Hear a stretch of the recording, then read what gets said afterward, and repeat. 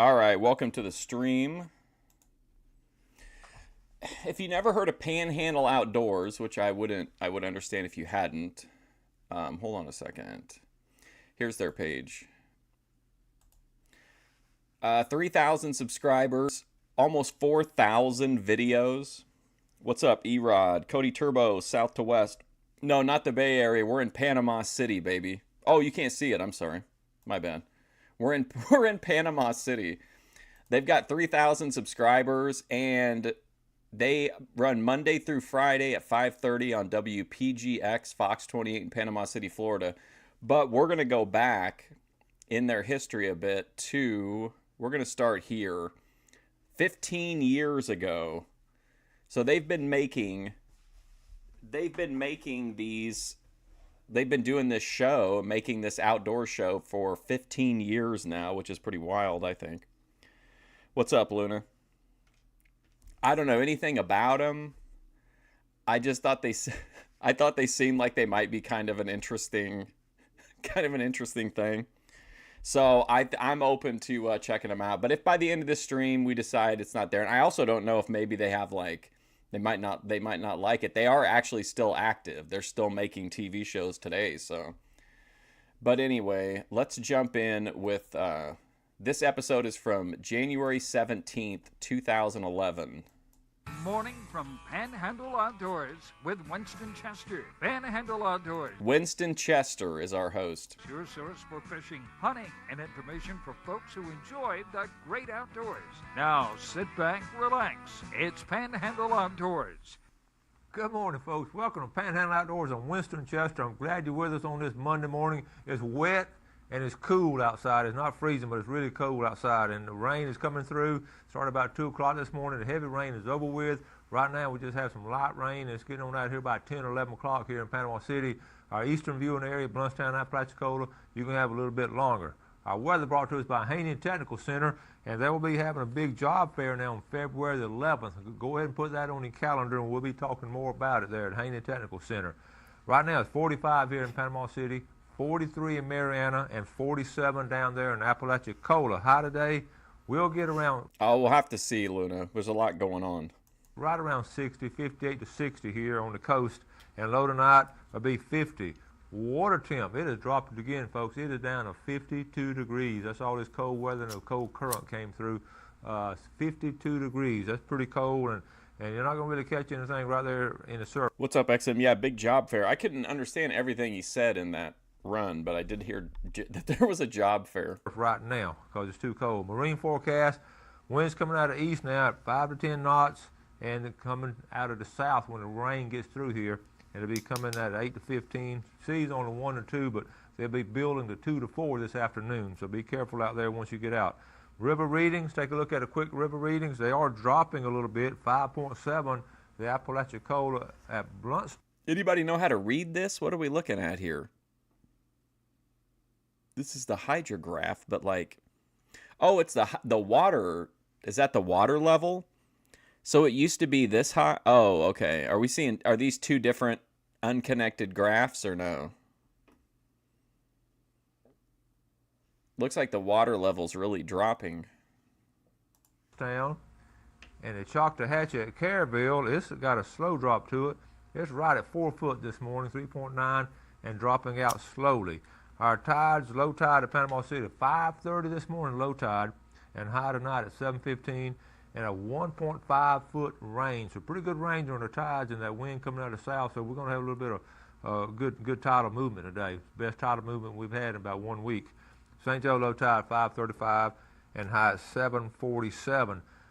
We're going to cut our weather short, and we're going to hold off on our call to the Panama City Beach Pier and get that report tomorrow of call carry.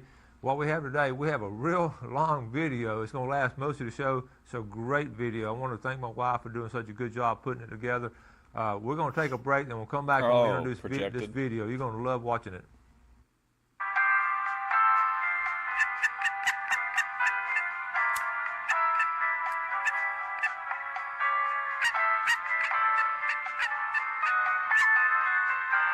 Is that American Dream?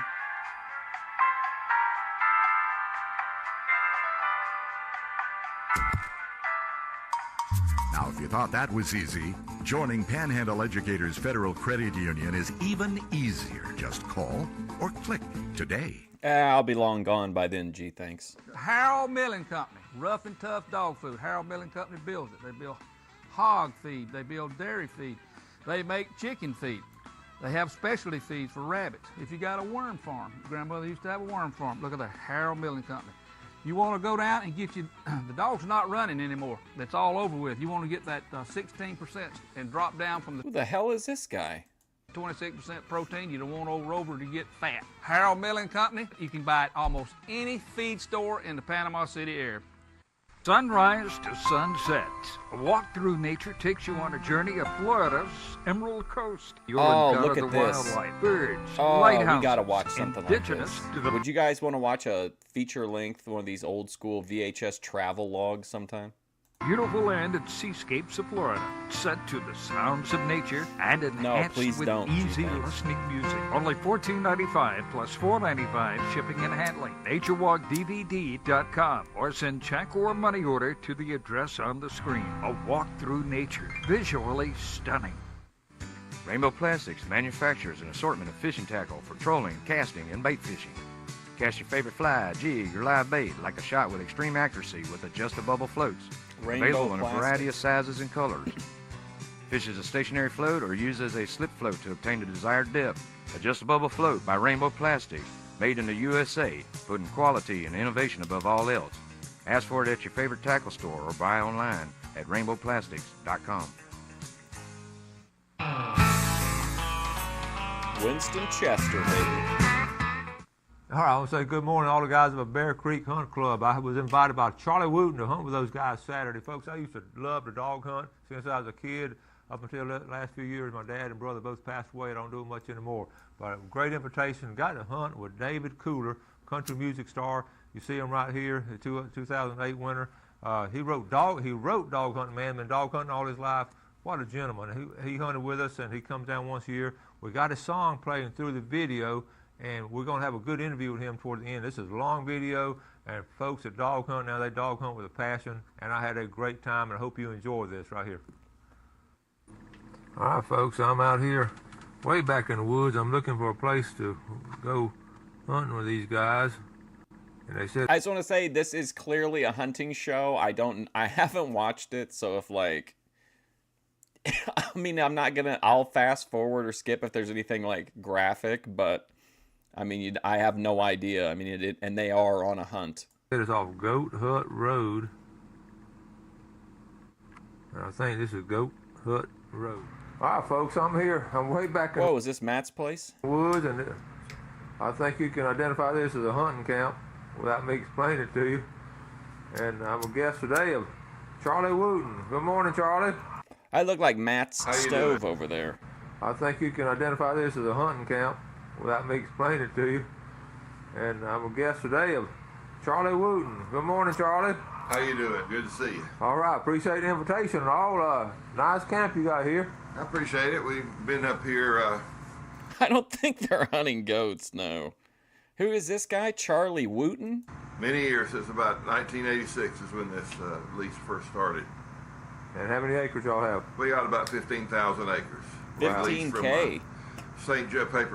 Joe Timberlands and from Plum Creek, and then a couple of private landowners. And you're one of the few clubs still dog hunting. We are. There are only a few left. Yeah. Because you got to have a lot of land. Yeah. Well, listen, what do you think our game plan is for today? What are we going to try to do? Well, we're going to have some coffee first, and then we're going to have a little breakfast, and then we'll be loading the dogs up. And we already have people out right now tracking, looking for a track on the road. And sometimes right after daylight, we'll put the dogs out. All right. I'm going to What's the point? Why wouldn't you go do it yourself? enjoy this coffee with you, and we'll get ready to go. All righty.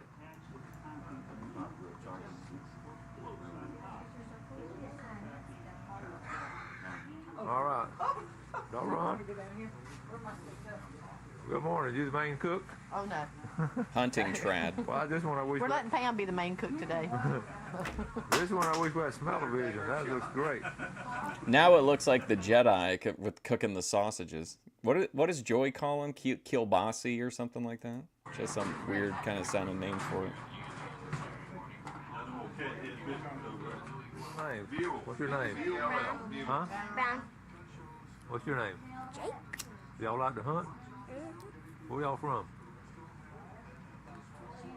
Weewaw or Vernon? Vernon. Wausau. Wausau. Y'all eating a big breakfast. These are about as fruitful as George's attempts to interview children. All right, outside. Now you can see all the campsites here. That's the clubhouse. Getting ready to go. I'm going to be a rider today. I'm going to introduce you to my crew. Pam, good morning. Morning. I used to coach Pam. Don't be so camera shy, Pam. All right, folks, riding today with Dennis Hale.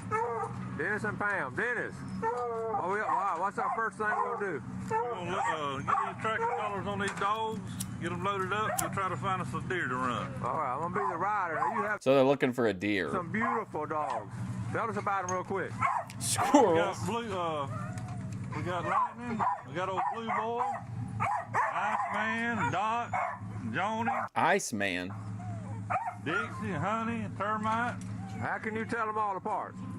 Well, you just been around them so long, I reckon you just know which ones they are. And Dennis, tell the folks what kind of business you in. How long you been deer hunting? I reckon you just start remembering. I've been deer hunting ever since I was a youngin', probably 6, 7 years old, and started with my daddy. Yeah. And you in the seafood business? Yes, sir. Yes, sir. I'm in the seafood business. All right. All right. That's Leon Mathis over there. He's loading his dogs up. All right, Leon. He got some pretty dogs. They like puppies. We got old Buck and Dog. Termite, DOG. Old Blue. Dog. Pam, introduce us to your daughter. Okay. This here is Cecily Hale. Hello, young lady. Do you know I coached your mother way back in the day? You know she was a good What's up, basketball Terrapin player? Fred? I guess she told you all that, right? And you love to hunt? Killed her first deer, December 27th. Your first, how big? Oh, Big Tater. old doe. Oh, big one, okay. And where do you go to school? Bozeman. Bozeman. All right, I got a Bozeman buck. The what? IRL Wojak. That's what makes you decide which one to pick out. Well, like Joni come out, she's always the first one. She's the first one every time. And most times it's Lightning, but I let his daddy get out first today, Termite. Termite. Fireman in town? Yeah. You got some good riders there with you, don't you? Oh, yeah. You ever see the fire truck coming, you better get off the road. Mike, what do you love about dog hunting? Me? Yeah. That sunrise right there. Hey, what do you know about dog hunting, man? Oh, me? Well, sunrise. That sunrise right there. What about dog hunting? You better get off the road. Mike, what do you love about dog Oh, it's a person? Oh, I'll check him out. Me? hunting? Yeah. That sunrise right there. That's sunrise. And these boys. Taking the boys out in the Dogs. woods? Yep. Leon getting his all loaded up. Leon, what do you love about dog hunting for deer? Okay, so I actually had him come up in my algorithm for a video called Another Guy is Doing My Thing and Exploding, LOL. Camaraderie. I just didn't know that that's This who is it my was. I buddy. just This is added it hunting to my buddies right queue. here. But most dogs, camaraderie. Yeah. Panhandle Outdoors. We're at the big camp getting ready to go. Charlie, we about ready to go? We're getting ready to go. All right. Just this right here, we got each individual.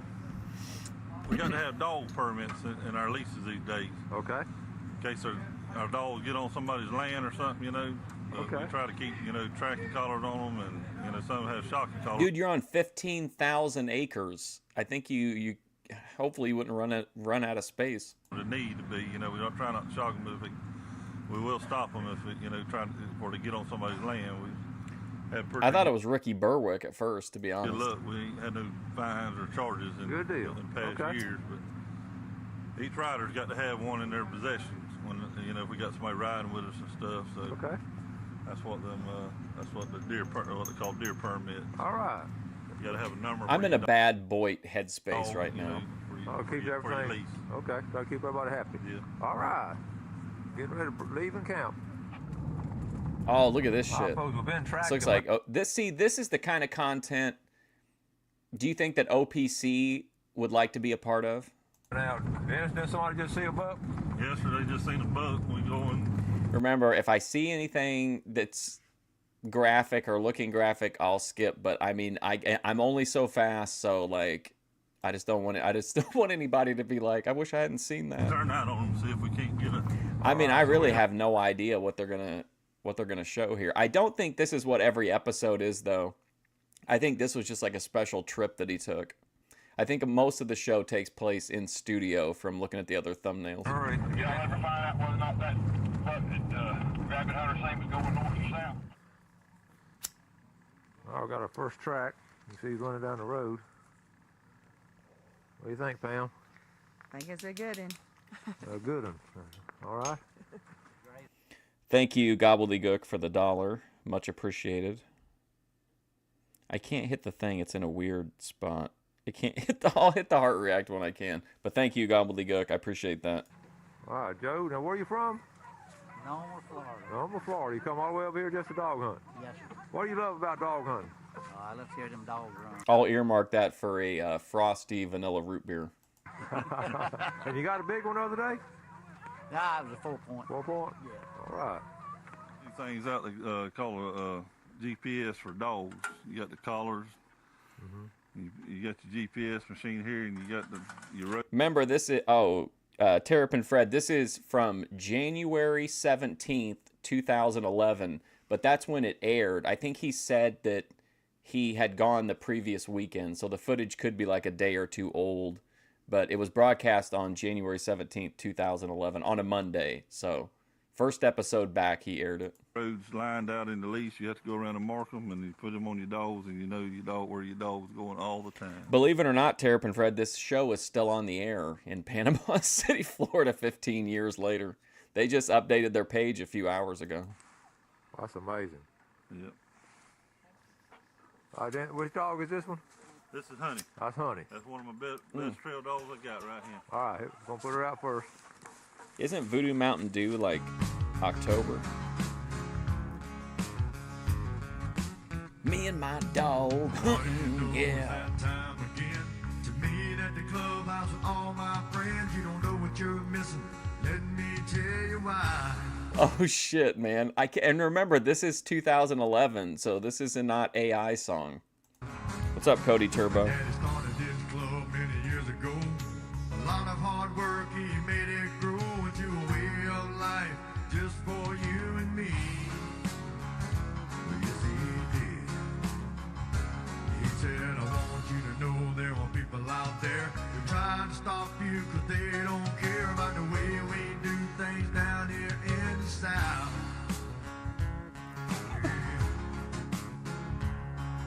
Ain't nothing wrong with being raised this way, and I don't give a what they say. Drop that tailgate, show them what it's all about. We'll turn them loose, let them run. It won't be a minute and the race is on. And once they hit that side, What's up, Scott? I don't know what this song is. the dogs went to singing their sweet song. Wait just a minute, they're coming my way. Maybe this will be my Listen to the piano going ham. lucky day. I wish everybody could understand a full-blooded dog hunting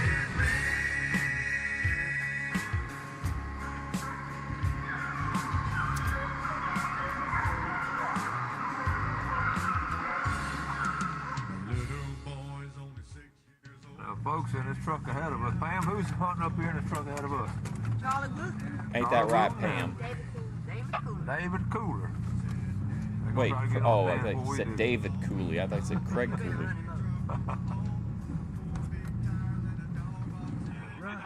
Some people just rest when they get a Yeah, chance. poor Frank, I got my dogs. Let's try to get west of that thing. See if we can. Oh, yeah, I don't think that was that song.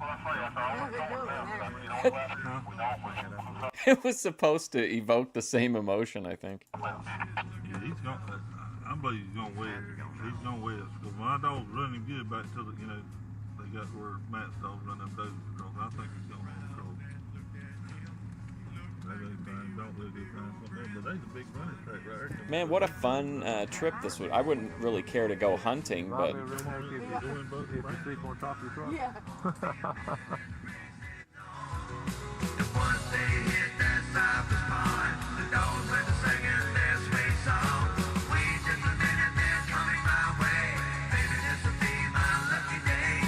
But Daddy, I hope you understand I'm a full-blooded dog hunting man.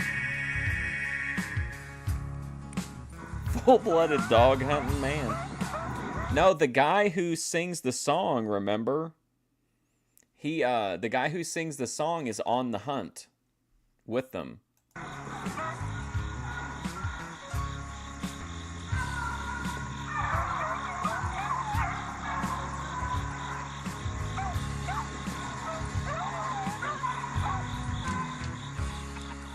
Rich man moved in from out of state, buying up property and putting Drop up that gates. tailgate. I don't want you or your dogs on my land. I don't want you and your dogs on my land, but I thought they had paperwork in case that happened. He said, I've never hunted by running dogs. In fact, it should be against the law. Cause all you need is a corn pile and a stand. Understand. Well, early one morning we made a drive. The Beagles took an 8-point across the line. And shots rang out like thunder through the air. Yes, they did. The rich man came down the road doing Rich man. 85. He slammed on brakes with a power slide. I couldn't believe my ears when he said, let's turn them loose, let them run. I can't remember having that much fun. The way them dogs went to singing their song, I could have listened all Good boy, day Blue Boy. long. Is there any way we can do it again? Now your dog's my best friend. Now I can say I understand a full-blooded dog hunting man. There's probably like 6 more, there's probably 6 more verses. Who doesn't let you say that? My daddy started this club many years ago. A lot of hard work, he made it grow into a way of life just for you and me. Hey everybody, this is Brad Stevens. Hey guys, it's Brad Stevens here at Sunjammers. From Sunjammers Water Sports on Highway 79. You know us for your fishing kayaks and all your sailing needs. What you may not know is that we stock a full line of inshore and offshore tackle, specializing in the Captain Joe fish-on lures. We stock his grouper baits. You talking his about in SS the YouTube chat? I was gonna say, if you're actually talking about hunting, I don't think people would have a problem with that. minnows, his shredders, along with all of your gulp baits, Joe Whoa, jigs, 610? Wow. the edge hook, your U-Pro rods, and live bait. Come see us at Sunjammers Water Sports, 315 North Highway 79. We jamming. You know what folks like best about Coram Steak and Eggs? Welcome to Coram Steak. Look at this guy. He got a single piece of bacon and 1 pancake. What a champ. Just about everything. Oh, look at this Willie and guy. Linda Look at Coram this guy. You know he's making the good breakfast. Look at have him. been in business a long time. They know how to take care of Oh, their this is customers so cool. This old footage is so cool. Look at the jukebox. with great food and great service. Better than being at home. You don't have to do the dishes. It's all good, but be sure to check out the Heavenly Hash. That's what Coram Steak Hell and yeah, Eggs is Heavenly famous Hash. for. Coram Steak and Eggs, 804 South Tyndall Parkway, open 24/7. Mm-hmm. I When you're looking- support that kind of music. People that just make music. And again, this is way before AI, so like he actually had to go in and record the music somehow. For sales, parts, and service Whoa! for your outboard, all in one location, you're looking for BJ's Marine. You're authorized Tohatsu and Nissan dealer. BJ's Marine does it all. They have outboard parts and a service center and used motor sales. Imagine being on one of these awesome speedboats. You got the back loaded up with pallets of cash and blow. You got a 5'10", 180 trad girl at your side, and you're just flooring it on the way while the buildings explode in the background. Tohatsu, reliable, dependable, fuel efficient, and lightweight. Tohatsu Outboards, technology for the next generation. BJ's Marine, 1317 Transmitter Road since 1991. Come on down to Blue Water Outriggers, where you'll always find friendly service, fresh and saltwater fishing rods, top of the line men's and women's apparel. Don't forget to Live pick up bait. your live baits and let us help you with all your outdoor needs. Check out our wide selection of top quality reels and hunting necessities and everything in between. Come see us or order online. We'll be waiting for you right next door to Piggly Wiggly, Port St. Joe.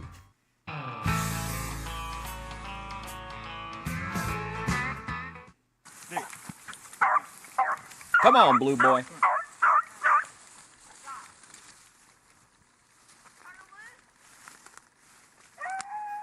BJ's.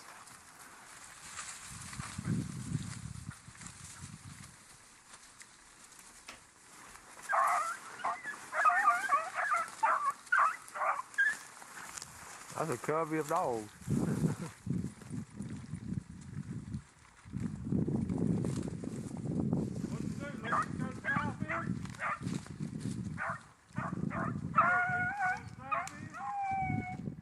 Folks, I'm here with David Cooler. We've been dog hunt man, country music star. Yeah, this is the guy who wrote the song "Natural Born Dog Hunting Man." And what a great song. We've had a fun day hunting. Now you've had a chance to get a good look at one today. Yeah, they ran one over me here early, a little while back. It was a lot of fun, but he wasn't quite big enough. But they sure put me on him though. It was a whole thing too with prank calls because like me and my friends went to Radio Shack. We bought like jammers and shit. People got really smart about like, especially once like caller ID was around. But at one time, like caller ID was optional.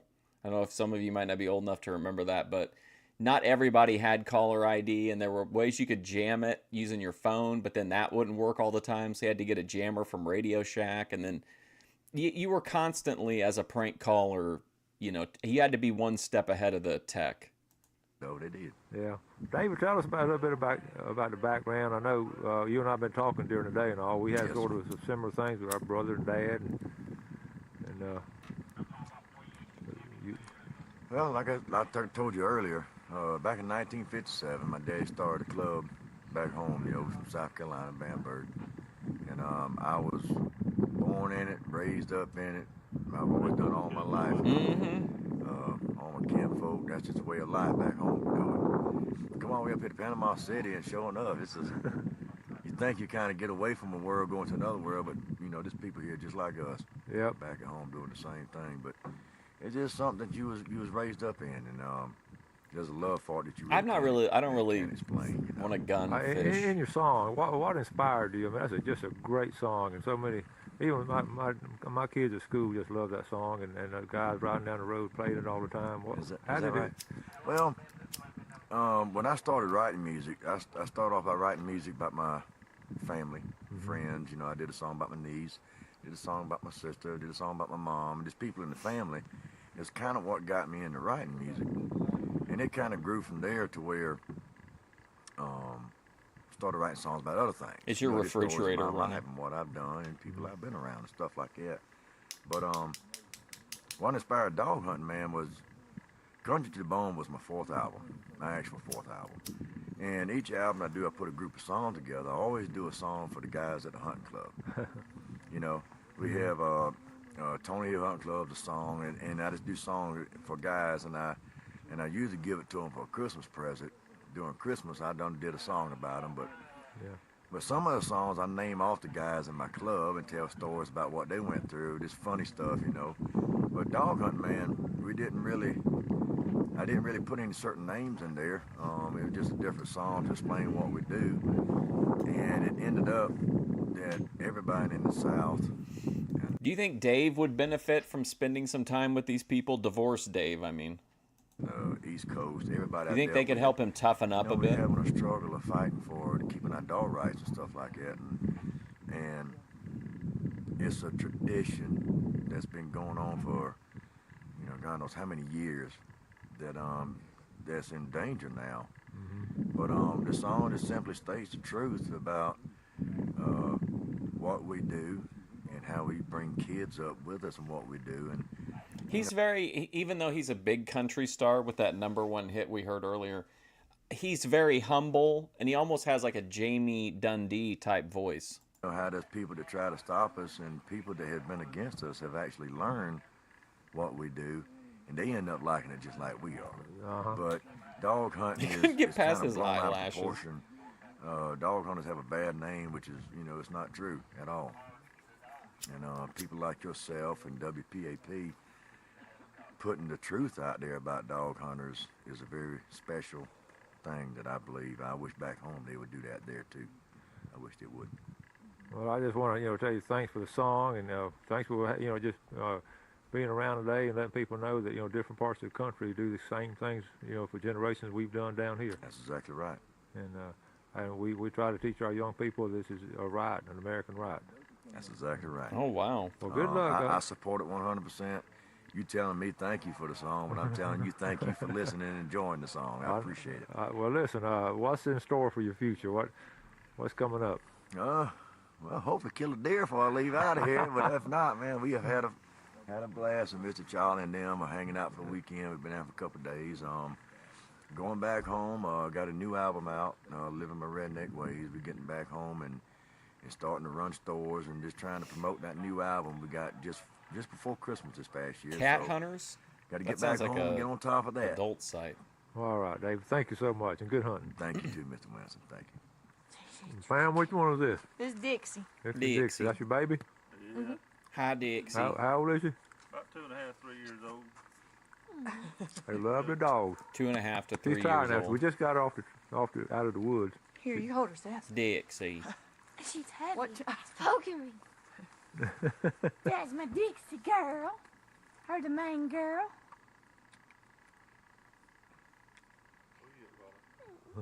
You want me? What's this guy doing? Slowly coming. Sorry. They better have Juji. Come on here. No, I don't want to shoot fish in the bill. It's not a horse. Folks, this is when the dog tired. He won't even come out of the woods. We gotta go get this one. They're tired. Come on, That's Dixie. which one is this back one? to the truck. This is Lightning. All Come right. on, Lightning. Lightning's tired. Man, Lightning is great. Tired puppy. I can get the dogs up. All right, Lightning. Hey, Lightning's slowing down. All right, Charlie, we're going to end up where we started. We're back at the camp house. Yeah. It's dark. It's still dark, but y'all getting ready to have a good time. What you got? Show you what we got here. Oh, folks, this is what deer camp. This kind of meat to get a deer camp. And then we're going to have some chicken gizzards. We got a big thing of chicken gizzards over here. We're fixing to fry up over there, and I look with our. Yep. You got some deer sausage. There's our cooker over there.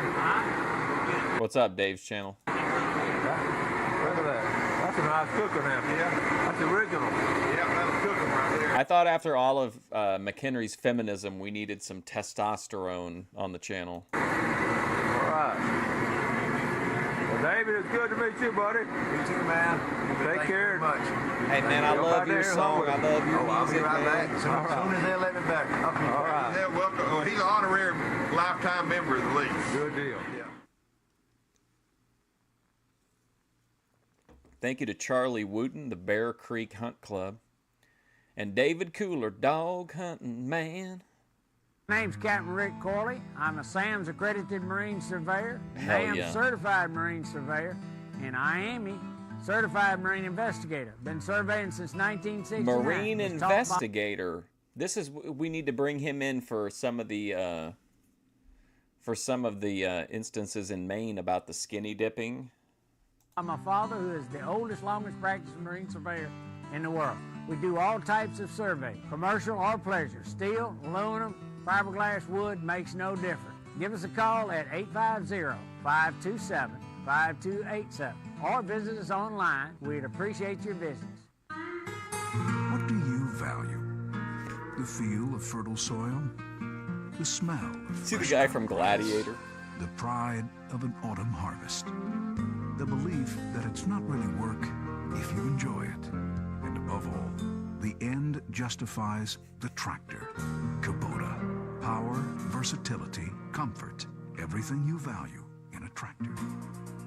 See the new Kubota tractors at Soul Tractor today. Power, When versatility. you think of a successful hunting season, two things come to Is this mind. Chuck Browning Testa? and C&G Sporting Goods. Browning is the best there is, and C&G Sporting Goods is your factory direct, full-line Browning dealer. C&G stocks Browning guns, camo, Hey, what's up, Vinny Slugger? knives, scopes, gun safes, bows, and much more, including hunting and fishing license. Look over the new Browning BAR Camo Short Right and X-Bolt rifles. Why pay good money for anything less than a Browning? Browning and C&G, the best there is. Home of the experts. Did you know ethanol-enhanced fuel can damage your outboard and inboard engines plus reduce mileage? Here at Pier 98, we have non-ethanol fuel by land or Shrimp. sea with dockside parking for boats up to 50 feet. Pier 98 also is your one-stop convenience store with full deli and all your fishing and boating needs, including bait and tackle. Our live bait includes shrimp, bull minnows, and chauffeurs. Pier 98 is on Tyndall Parkway, 1 mile before DuPont Bridge, and open at 4 a.m. We are family-owned and operated and here to serve you. Thanks for joining us for Panhandle Outdoors with Winston Chester. Panhandle Outdoors features hunting, fishing, and other activities and information to help you enjoy the great outdoors. Join us next time for Panhandle Outdoors.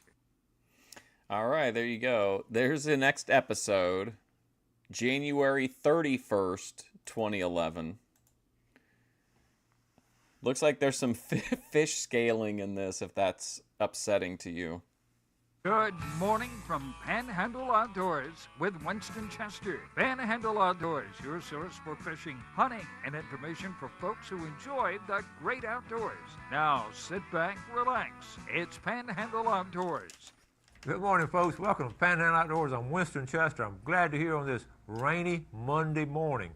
Down here in Panama City, I had some rain coming to work. I looked on the radar. St. Joe's getting hammered pretty heavy, and South Walton also getting some pretty heavy rain. But it's going to be breaking out here. They're calling around noontime. It should be out in the afternoon. Should be sun should come out in the afternoon, and the wind will be here all day after the rain. But keep in mind, they're calling for rain all week. We have a 100% chance of rain Wednesday. Tomorrow morning is going to be okay, but Tuesday afternoon is going to come back in and a lot of rain. The weather brought to us by Haney Technical Center. Don't forget now, they're open, not open house, but their job fair. It's going to be February the 11th, and we'll talk more about that as the week progresses.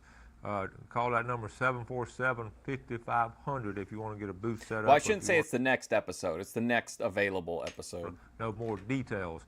Temperature this morning, 55 degrees here in Panama City, 54 in Mariana, and 59 in Apalachicola. High today, really it's going to get up around 63, but it's not going to be a big surge in the temperature. The low tonight, 52, so we got mild temperatures. Water temp is around 54.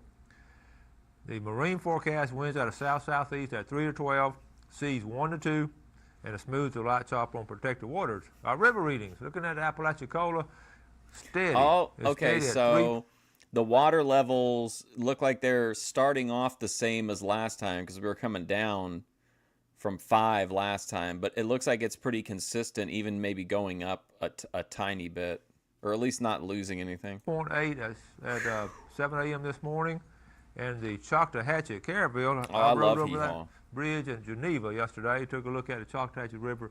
Really looking good. It's right at 4.1. and should stay in that range most of the week. So Choctawhatchee and Apalachicola rivers both are looking good. Good tide this morning. Low tide in Panama City at 5:40. High tide at 7:27 tonight. And got a 1.2 foot range. And the St. Joe low tide this morning at 5:45 and high at 8 o'clock tonight. 1.3 range. Okay, each Monday we like to call Panama City Beach Pier, talk to Kerry, get a good fishing report from him, a live report on the phone, and it's brought to us by Bugaway Pest Control. That's Rick Russell on that number there. Bugaway. Bugaway Pest Control. Good morning, Kerry. Good morning. How's everything out on the pier this morning? Oh, fantastic. All right, give us a good report. Well, they catching all kinds of fish. Now, you want the truth? Oh, okay. Yeah, we always want the truth. Well, they catching whiting. They're, you know, that's been our standby fish this time of the year. They done right well this week, catching whiting off and on. Usually late in the evenings, it's been better than early in the mornings because of the tide difference. But other than that, that's been about it. Grace in the south? Been a few sheep's head caught, but it's just been mostly whiting. And they're going about, and I know you catch whiting in the surf because I catch them from the surf, so they're not going very far out on the pier to catch them, are they? No, sir, it's just out about the flagpole. Okay. How far down the boardwalk you reckon they're fishing to get them whiting? In the flagpole and that first tee there. Clarence would be like, whiting? He would refuse to eat that fish. Right there in that picture, you can see that flagpole right there, so that's a good mark. Most of them using just dead shrimp? Yeah, just a little small hook and a small piece of shrimp. You can see the fish out there from the pier and just throw to them. If they're hungry, they'll eat. If they're not, they just don't. They just ignore it. So. I got you there. And off the end of the pier, they're not catching a whole lot yet? No, earlier, you know, back in December, they were catching bonitas, but bonitas. I hadn't heard of a bonita in a pretty good while now. I think all the bait is further out right now. Yeah. The bait's not around the pier, and they're not here because the bait's not here. Well, that sounds good. You know, whiting is so much fun to catch. They're good eating. They're relatively easy to catch, and it's a great fish for kids to catch. So. What a great time in news when you would get the information by just sending a guy out to collect the information. Well, yes, sir. That's good. Well, Kerry, thank you for that report, buddy. All right, you come see us. Talk to you next Monday. Bye. You know, we're always talking about, you know, taking kids fishing and all. That's an excellent way to do it. You can walk them out there and you can spend a little bit of time What about with Opium them. Bend? That's an excellent place to get a kid introduced to fishing in salt waters off that pier right there, especially this time of year catching those whiting. I like everything about fishing except the actual fishing. But I still think it would be just as fun for me like if I wasn't fishing. But I like everything else about it. How chill it is. Okay, let's take our first break and we'll be right back. You know, if you got any kind of old trailer at the house that needs repair, need to bring down to AMW. I have a huge supply of trailer and trailer parts, always on hand, anything you need. If you see this label on any boat trailer at any boat landing, you can guarantee yourself that you're looking at a fine quality made trailer. AMW Trailers, right here in Big Blue Building in beautiful downtown Millville. They've been doing trailers and trailer parts since 1954. 3 generations of the same family. Rainbow Plastics manufactures an assortment of fishing tackle for trolling, casting, and bait fishing. Cast your favorite fly, jig, or live bait like a shot with extreme accuracy with adjust-a-bubble floats. Available in a variety of sizes and colors. I don't want to gun fish either. I would go, if I'm going to do guns, I'd just rather go shoot them like at a range or something. Adjust-a-bubble float by Rainbow Plastics, made in the USA, putting quality and innovation above all else. Ask for it at your favorite tackle store or buy online. I like to talk to fishermen.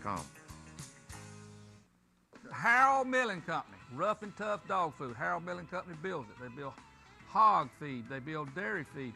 They make chicken feed. They have specialty feeds for rabbits. If you got a worm farm, grandmother used to have a worm farm. Look at that, Harold Milling Company. You want to go down and get you, the dog's not running anymore. That's all over with. You want to get that 16% and drop down from the 26% protein. You don't want old Rover to get fat. Harold Milling Company, you can buy it almost any feed store in the Panama City area. Harold Milling. Sunrise to sunset. A walk through nature takes you on a journey of Florida's Emerald Coast. You'll encounter the wildlife, birds, lighthouses, indigenous to the beautiful land and seascapes Florida's of Florida. Emerald Set Coast. to the sounds of nature and enhanced with easy listening music. Only $14.95 plus $4.95 shipping and Florida's handling. Emerald NatureWalkDVD.com or send check or money order to the address on the screen. A walk through nature, visually stunning.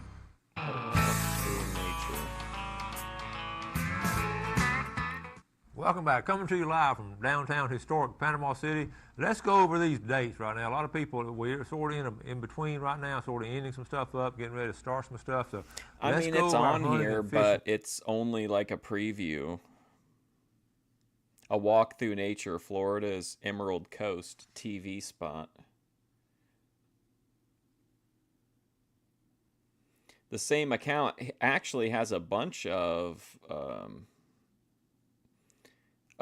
Panama City Beach sunsets, Florida's Emerald Coast DVD previews and TV spots, and then footage from Maddie's Irish Pub in Panama City. Dates. Okay, grouper season is wrapping up in state waters. It wrapped up yesterday, and keep in mind now it's going to be closed for a while. They're really doing some adjustments on it, but all groupers closed. Now speckled trout is closing also. It's closed yesterday, so the whole month of speckled trout is out. Of February, always speckled trout season closed in this area before, because of the spawning, which is a good deal. So you can catch them and just let them go. Now gun season. Gun season is on public property, on wildlife management areas and all. It's different. So you check your wildlife management pamphlet. But overall, gun season is ending on February. The general gun season ending up on February the 20th here in the Northwest region. The management areas, though, are separate, and make sure you understand that. Now, duck and waterfowl. In the ending yesterday, I got tickled. I was coming back from Alabama yesterday. I got pretty close to the Choctahatchee River over there in Bruce and all, and come across by different areas. And I saw 3 different trucks and duck boats behind them about midday. They were headed to the river for their last afternoon of duck season. Sort of wish I was with them, but you can tell those duck boats got all the camouflage on it. And I know they were going up the Choctahatchee River. I understand it's been a good season on the Choctahatchee River for ducks. Man, this guy's fair season on Deer Point down Lake. home southern and yapper. Also fairly slow on Lake Seminole. These just word of mouth that have told me individually. All right, now keep in mind. Next weekend, the first weekend after duck season closes, they have this youth hunt. February 5th and 6th, a youth hunt. You can take a young person with you to duck hunt. There's a waterfowl hunt only, and you can go to the same places, but you just have a young person with you. Great time to introduce them to the art. What's up, Media Hits? Of a sport of actually shooting waterfowl. Now, quail season. It will go out on March the 6th.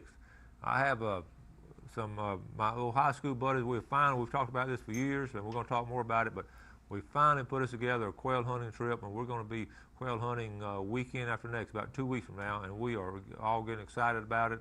Be up there around Tallahassee, and we're going to be, Blair Morgan's going to go with us. A lot of us boys that went to school together finally going to get together and do a quail hunt, so we'll talk more about that, but it will go out on March the 6th, and a small game also. Now, quick tip of the day. I was thinking about this driving back, and a lot of times when I'm in a tree stand, I think of things I can talk about on the show. And I actually thought about it. I wrote it down while I was driving, but I actually thought about it in a tree stand Saturday. This time of year, here's a tip of the day. This time of year, with the season closing out, there's a lot of bargains to be had. I was trying to find like a modern day video of like a guided tour of Panama City.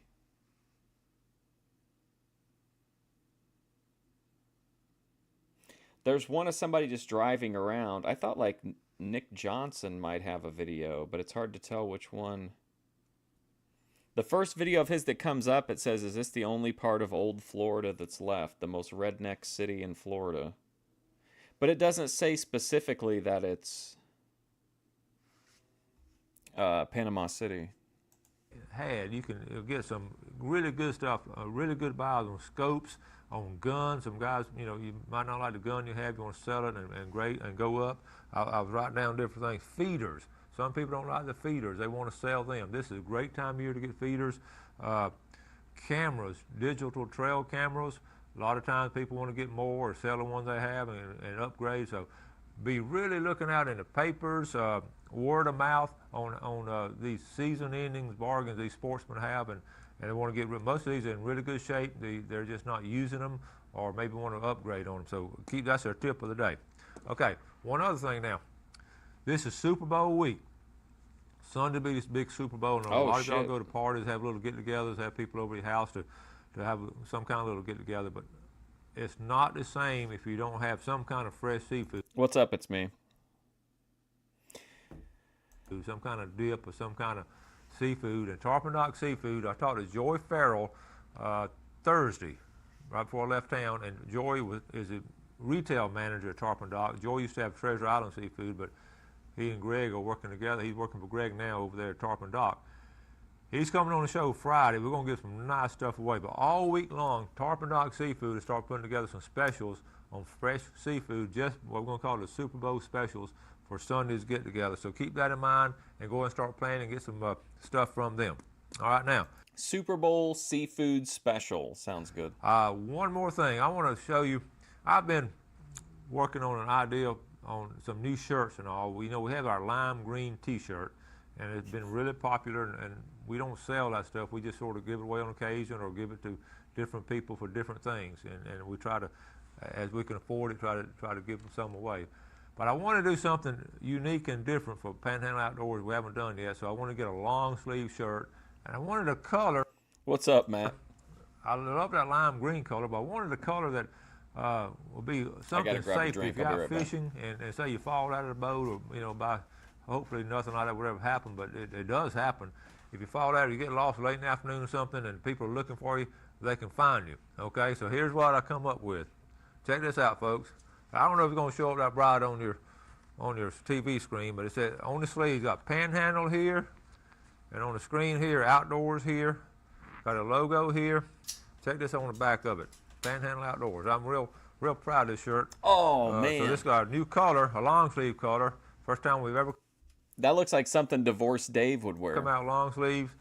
And we get all What's our up, shirts Doug? done at Garment Gear. That's Dan and Dallas Strickland. I've known those two boys since they were our next door neighbors when they were little kids in kindergarten, first grade, and they have Garment Gear now. Look, we're going to talk. I'm going to give one of these away tomorrow. Let's take a break and get ready for video, okay? You know what folks like best about Coram Steak and Eggs? Just about everything. Willie and Linda Coram have been in business a long time. They know how to take care of their customers with great food and great service. Better than being at home. You don't have to do the dishes. It's all good, but be sure and check out their heavenly hash. That's what Coram Steak and Eggs is famous for. Coram Steak and Eggs, 804 South Tyndall Parkway. Open 24/7. Hey everybody, this is Brad Stevens coming to you from Sunjammers Water Sports on Highway 79. You know us for your fishing kayaks and all your sailing needs. What you may not know is that we stock a full line of inshore and offshore tackle, specializing in... What, is this guy really the manager? Water Sports on Highway 79. He can't be the manager, Hey right? everybody, this is Brad Stevens coming to you from Sunjammers Water Sports on Highway 79.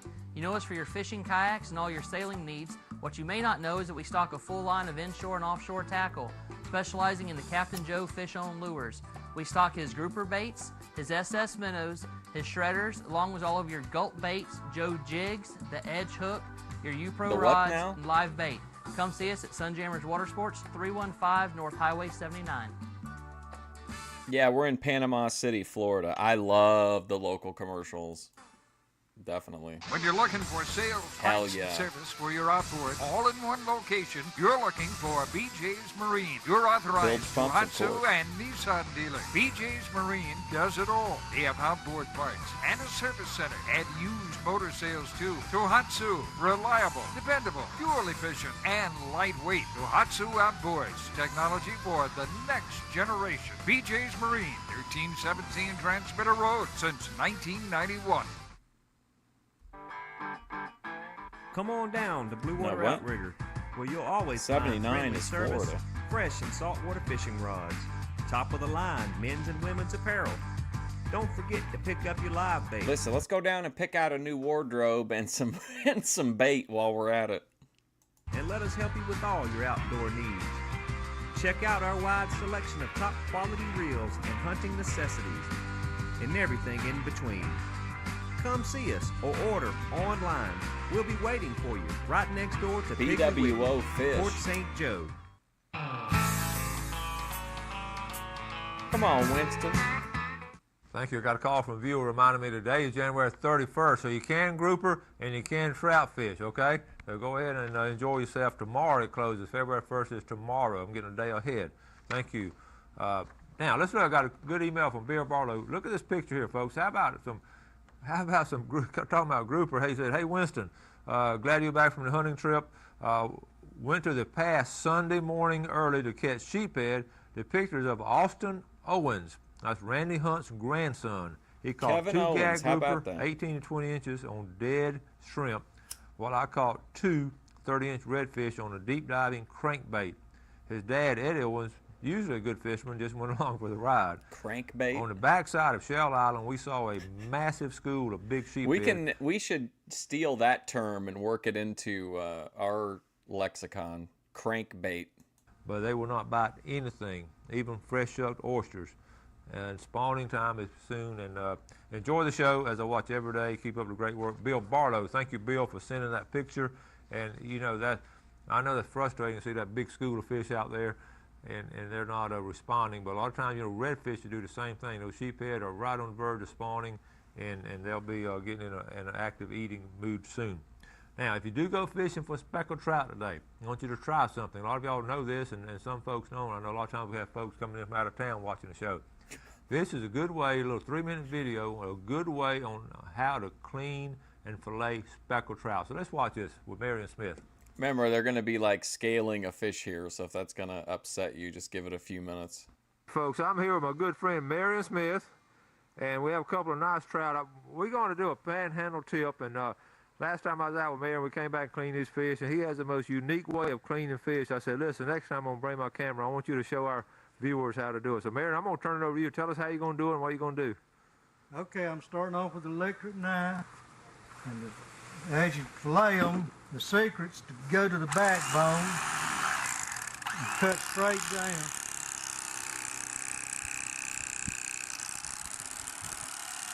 What's the secret here? He's using an electric knife? Right on the backbone or you'll waste the meat.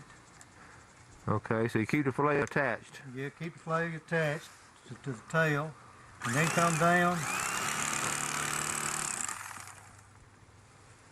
And then you got the perfect fillet here. That looks so easy. Turn him over. Turn him over and be sure not go through the backbone or you can't do it. Don't go through the backbone, you'll waste the meat.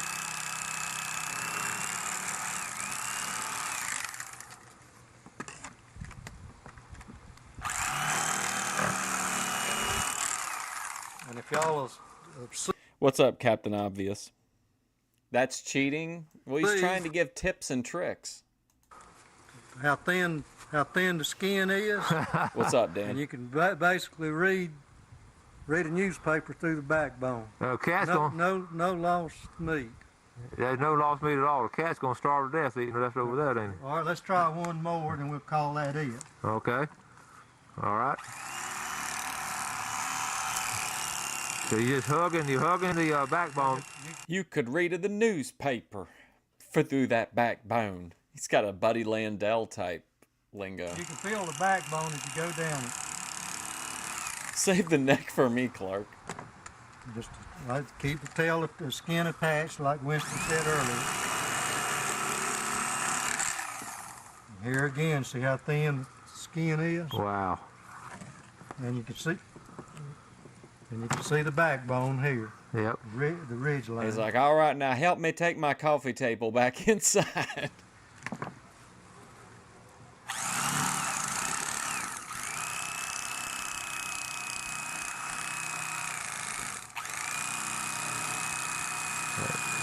Uh-oh. Oh, no, there. not on You make it look so easy not there, on camera, Barry. bro.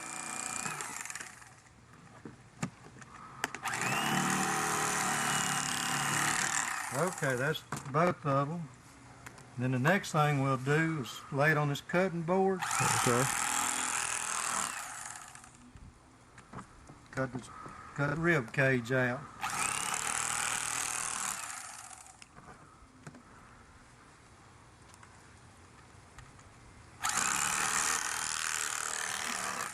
All right.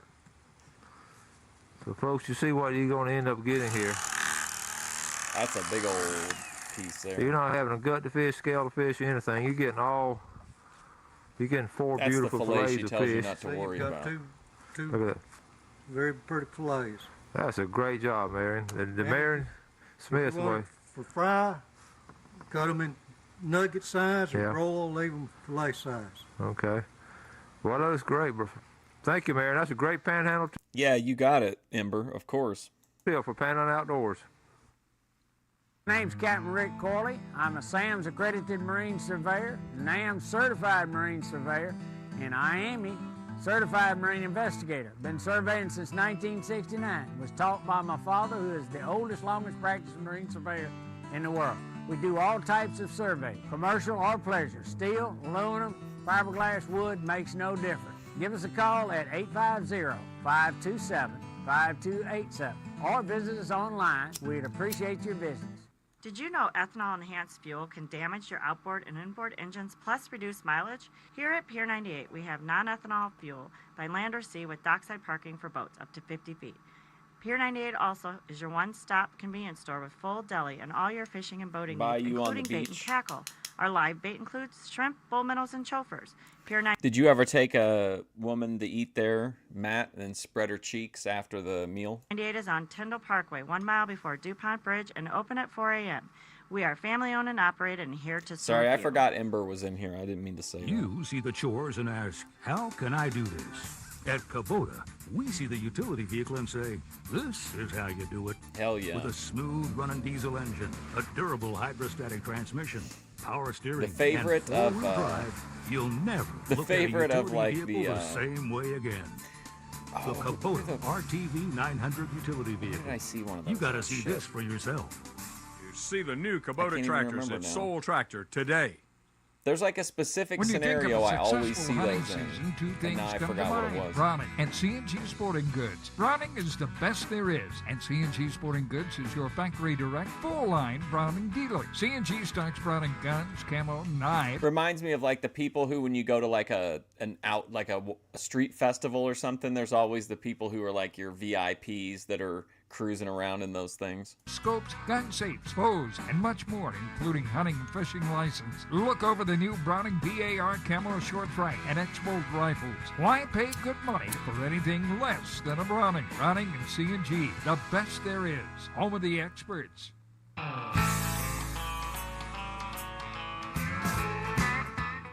Welcome back. There's another easy way to clean a speckled trout, just like that. I want to thank Marion Smith. It's fun to fish with Marion, and this time of year, of course, it starts closing tomorrow, but December and January is excellent speckled trout fishing. We do a lot of trolling for speckled trout, so that's a good way to do it.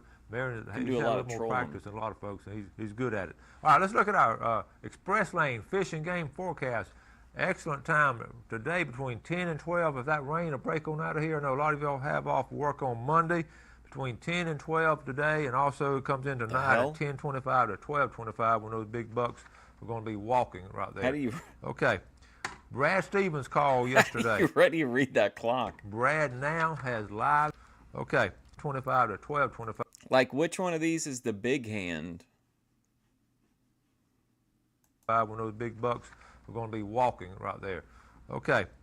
Brad Stevens called yesterday. Brad now has live shrimp at Sunjammers. And it's an excellent day for that. No, trolling is like a.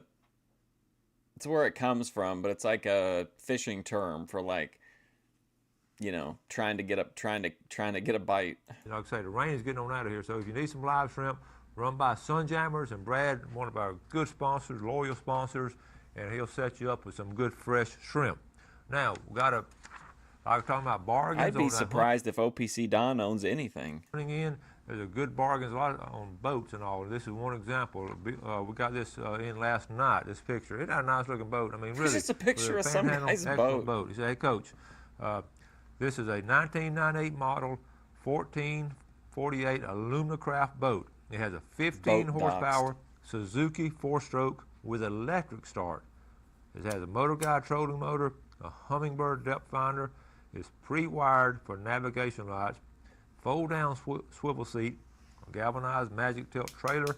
It's in excellent condition. It's a great boat for fishing, flounder gigging, or duck hunting. Boat's 48 inches wide, and so the bottom is really stable, and it's real lightweight. The plane's good with two people.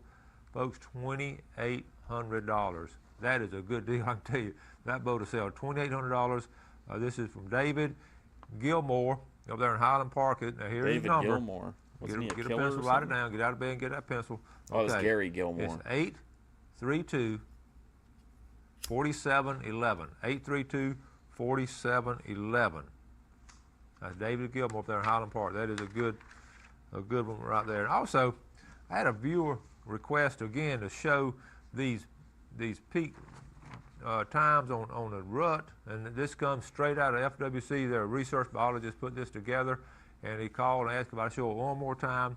And this is on the military bases. They were able to do a control, and also the plantation over by Still thinking about that fish clock. Tallahassee. But you can see Tyndall right there, January 21st. Eglin, look, a month later, on February the 22nd.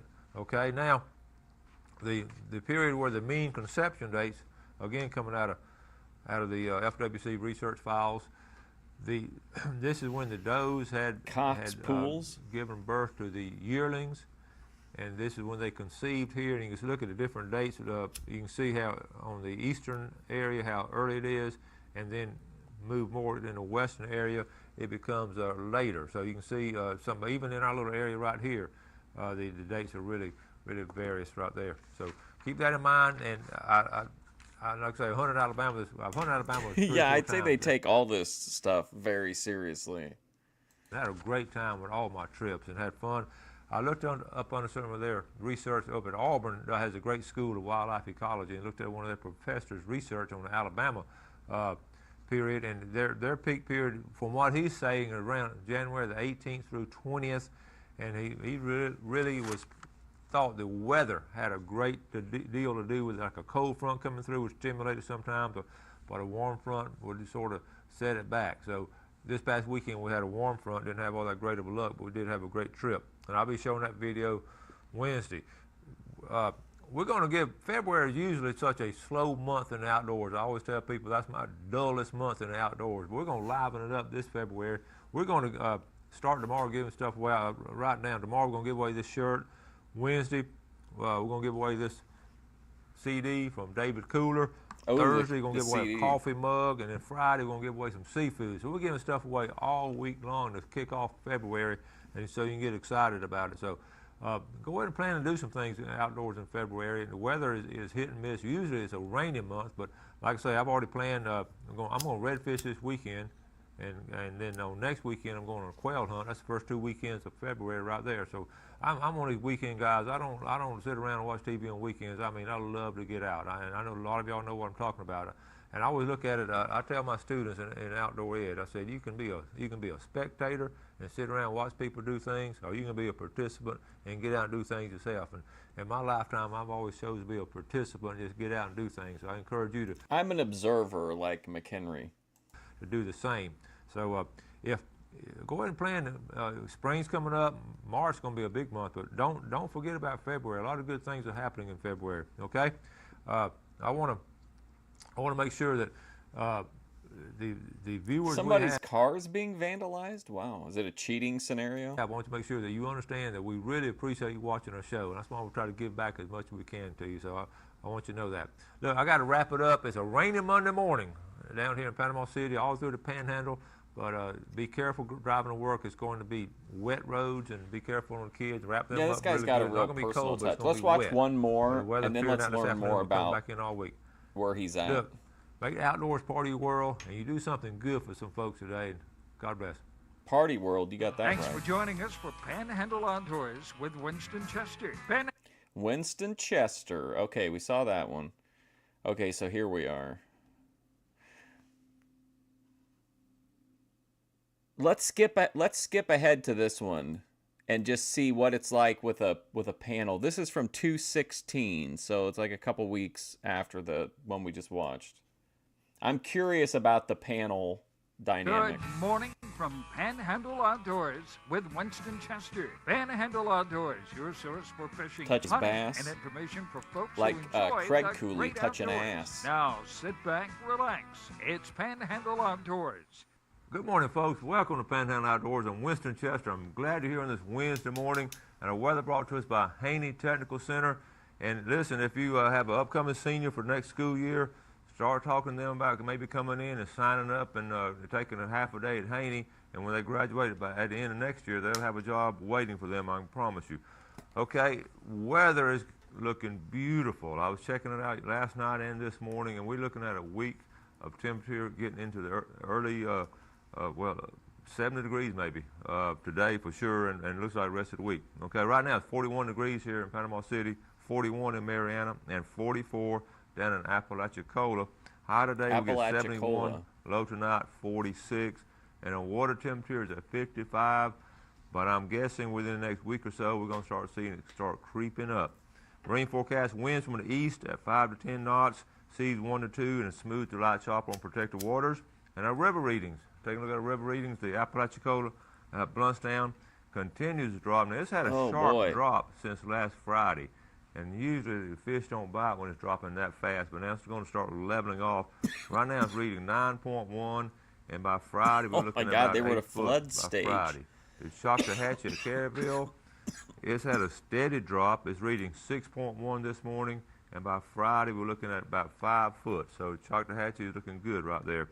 The low tide in Panama City this morning right now about 5:36, and high tide. A lot of hot wives in Destin, Matt. This afternoon about 6:04 and a 1.2 foot range. Good steady range there. St. Joe low tide at 5:41, high tide at 8:37 and a 1.3 range there. And I don't know if you've noticed the moon, but it is looking good. We have a full moon Friday night. Okay, Friday night will be the full moon. All right, that takes care of our big weather. Full moon. Now, every Wednesday, we'd like to call down to Cape San Blas and get a live report from Captain Blair Morgan of Blue Water Bandit Charters, and also sponsored by Blue Water Outriggers, Mr. George Duran and his staff down there in St. Joe. Good morning, Blair. Good morning, Winston. How are you? Doing well, buddy. What's going on? Well, I'll tell you what, we've had some beautiful weather here lately. That's true. Fishing-wise, the whiting are biting real good off the beaches. And Apalachicola. I've been looking out here in the bay in front of the house, and I just hadn't seen anybody out here fishing at all. But some people have been going up in the canal, St. Joe Canal, up towards the T, the Intercoastal Waterway, and catching some black drum and some redfish, and of course some trout. Fat drum. Going back right now. Savvy guy would like to fish there if they're catching fat drum. But they've been having fun catching fish. But the biggest news, I guess, over this way is the big bull reds around Bird Island over there in Apalachicola. Bird Island. That sounds like a neat place. They're catching them on the bottom with just still dead shrimp. Bird Island. They're too big to keep, but they're fun to catch. Do you think any of those smaller redfish are coming back around on the backside of St. Vincent? They should be, Winston. I'm sure they are, especially the way this weather is. I mean, they're going to be on the move now. You know, what we say one week, it's going to change from week to week now. Well, that's true. And we were talking before we got on the air about, and I know you're doing the same thing, it's about time to make sure you check your boat and get your tackle ready. Yeah, that's actually yesterday I got my bay boat out and I cleaned it up and started checking on everything to make sure everything was working, because so many times, like this weekend, it's going to be a beautiful weekend, and so many times people get excited. Okay. So this guy runs a business where, like, you would go to him and be like, I need. You would be like basically like a personal water taxi, right? They probably have the like packages where they can give you like take you like a real scenic way to get there, you know. Take the boat.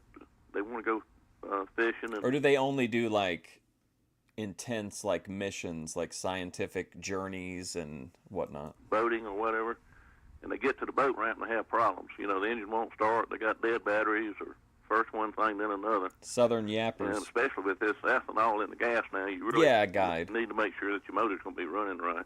That's true. And the repair shops, they get all backed up this time of year because everybody waits for the last minute. So it's a good time of year to be getting everything ready, because fishing. I just have him drive me around for a while and yap like this while I got high. Just a couple weeks away. You'll be getting some Spanish in a couple of weeks right there. That's what I'm talking about. I mean, it's especially. I just watched a 10-day forecast, and it's supposed to be up in the 70s about every day. I know it. It looks good, don't it? Yeah, it looks real good. Okay, buddy. All right, we're going to wrap it up, and thanks for that report. Okay, Winston. We'll see you, bud. Captain Blair Morgan out of Cape San Blas. We'll take our first break and be back with our special guest this morning. Harold Milling Company, rough and tough. I like food. this Harold guy. Milling Company builds it. They build hog feed. They build dairy feed. They make chicken feed. They have specialty feeds for rabbits. If you got a worm farm, grandmother used to have a worm farm. Look at that, Harold Milling Company. You want to go down and get your True, Randy. The dog's not running anymore. It's all over with. You want to get that 16% and drop down from the 26% protein. You don't want old Rover to get fat. Harold Milling Company, you can buy it almost any feed store in the Panama City area. Sunrise to sunset.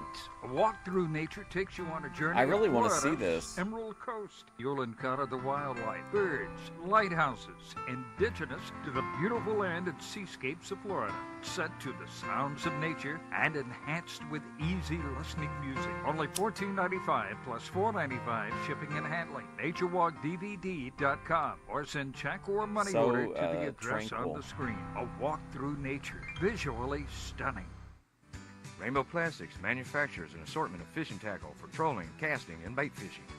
Cast your favorite fly, jig, or live bait like a shot with extreme accuracy with adjust-a-bubble floats. Available in a blue variety of shirt. sizes and colors.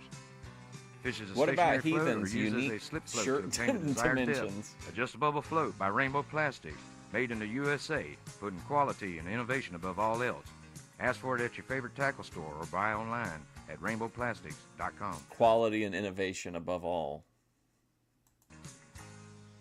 If you got any kind of old trailer at the house that needs repair, need to bring down to AMW. I have a huge supply of trailer and trailer parts, always on hand, anything you need. If you see this label on any boat trailer at any boat landing, you can guarantee yourself that you're looking at a fine quality made trailer. AMW Trailers, right here in Big Blue Building in beautiful downtown Millville. They've been doing trailers and trailer Millville. parts since 1954. 3 generations of the same family.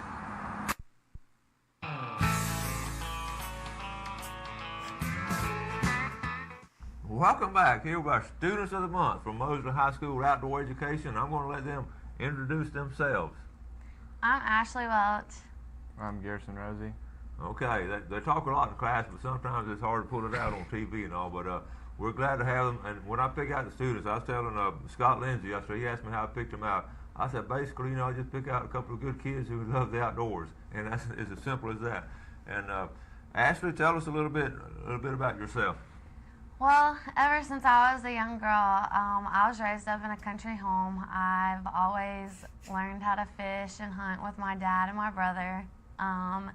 And throughout the years, I've just grown up in a country home, and I've Do you think this guy's he seems uncomfortable to me? I'm curious to see how his delivery is going to be. spent my whole life out there. You sort of one of my neighbors out there in Southport. Mm-hmm. Okay.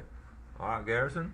Well, I grew up fishing with my dad and stuff because it's just what we did when we were growing up. We didn't have really anything else Look like Jeremy Horn. to do and play sports and stuff. But I really started getting into fishing when I got older, and that's pretty much all I do now. We do it every Monday morning. We do we do a story time and story stick. We talk about our weekends. I try to encourage them to do outdoor stuff on weekends, and that's why we tell the stories and all. And Ashley, you're involved in softball now. Correct. And Garrison, every Monday morning, he fishes every weekend. Every weekend he has a fishing story, and it's fascinating to hear his stories. How did your softball team do last night? We did good. We came back and beat Rutherford 6-5 in the That bottom blue of the shirt? 7th. So it was a very big county win for us last night. And it was like a sacrifice fly or something, or what? Yeah, it was a sacrifice fly. Jill Johnson hit and sent Emily Grammer home to score the winning run. Garrison, Very good. how you been doing Let's out look at a there couple of fishing pictures for right them here. whiting? Tell us about this one, Ashley. This was probably when I was about 12 years old or so. This is a pond actually in the pasture behind my house. Wow, it's just this a is little at her brim that house? I caught. We have bass and brim all in there and everything. So. Wow. Backyard pond. Mhm. Okay. We were talking, and your dad's exposed you to all kind of fishing and Must all. be like a nice piece of land. It's hard to pick out your favorite, but if you had to pick out a favorite, what would it be? It would probably be fishing saltwater and for redfish and Spanish mackerel. Spanish mackerel. How close are we to Spanish mackerel season? It's right around the corner. It's coming to us. Your dad's got you all trained. Okay, yeah. Garrison, I know you love to bass fish. Yeah. You're bass fishing all over the place. Great picture. Tell us about this one here. I would have thought that was Jacques Rougeau if nobody, if you hadn't told me anything. Right here was from this past weekend. We went up. It was up in Deer Point. That morning we ended up going to the river, but like the water was coming down like real fast, and the water was like way up. It was like almost flooding everywhere. So we caught a couple there, and then we packed up and we went to Deer Point and we caught a few there. That's a good fisherman. Now, if your water's too swift and all, just move from a river to a lake. That's good. Look, we're going to take our first break and come back with more pictures and some real important announcements for you, okay? So, 15 years ago, predates even McHenry. So this guy was on it enough to start building his public access show into like a internet presence pretty early on. That's pretty impressive. Come on down to Blue Water Outrigger, where you'll always find friendly service, fresh and saltwater fishing rods, top of the line men's and women's apparel. Don't forget to pick up your live baits and let us help you with all your outdoor needs. Check out our wide selection of top quality reels and hunting necessities and everything in between. Come see us or order online. We'll be waiting for you right next door to Piggly Wiggly. She prefers to saltwater fishing. St. Joe. You know what folks like best about Coram Steak and Eggs? Just about everything. Willie and Linda Coram nice have been place. in business a long time. They know how to take care of their customers with great food and great service. Better than being at home. You don't have to do the dishes. It's all good, but be sure to check out their heavenly hash. That's what Coram Steak and Eggs is famous for. Coram Steak and Eggs.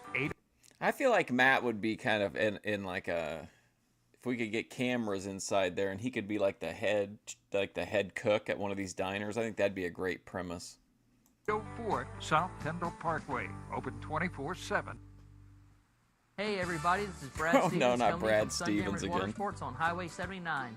You know us for your fishing kayaks and all your sailing needs. What you may What's not up, know crew? is that we stock a full line of inshore and offshore tackle, specializing in the Captain Joe fish-on lures. We stock his grouper baits, You've eaten at that place, Matt? That's awesome. his SS minnows, his How was it? Do you remember? shredders, along with all of your gulp baits, Joe jigs, the edge hook, your U-Pro rods, and live bait. Come see us at Sunjammers Watersports, 315 North Highway 79. When you're looking for sales, Let's parts, go. and service for your outboard, all in one location, you're looking for BJ's Marine. You're authorized Tohatsu and Nissan dealer. BJ's Tohatsu. Marine does it all. They have outboard parts and a service center and used motor sales too. Tohatsu, reliable, dependable, fuel efficient, and lightweight. Tohatsu Outboards, technology for the next generation. Man, look at them BJ's Florida Marine, skies. 1317 Transmitter Road since 1991.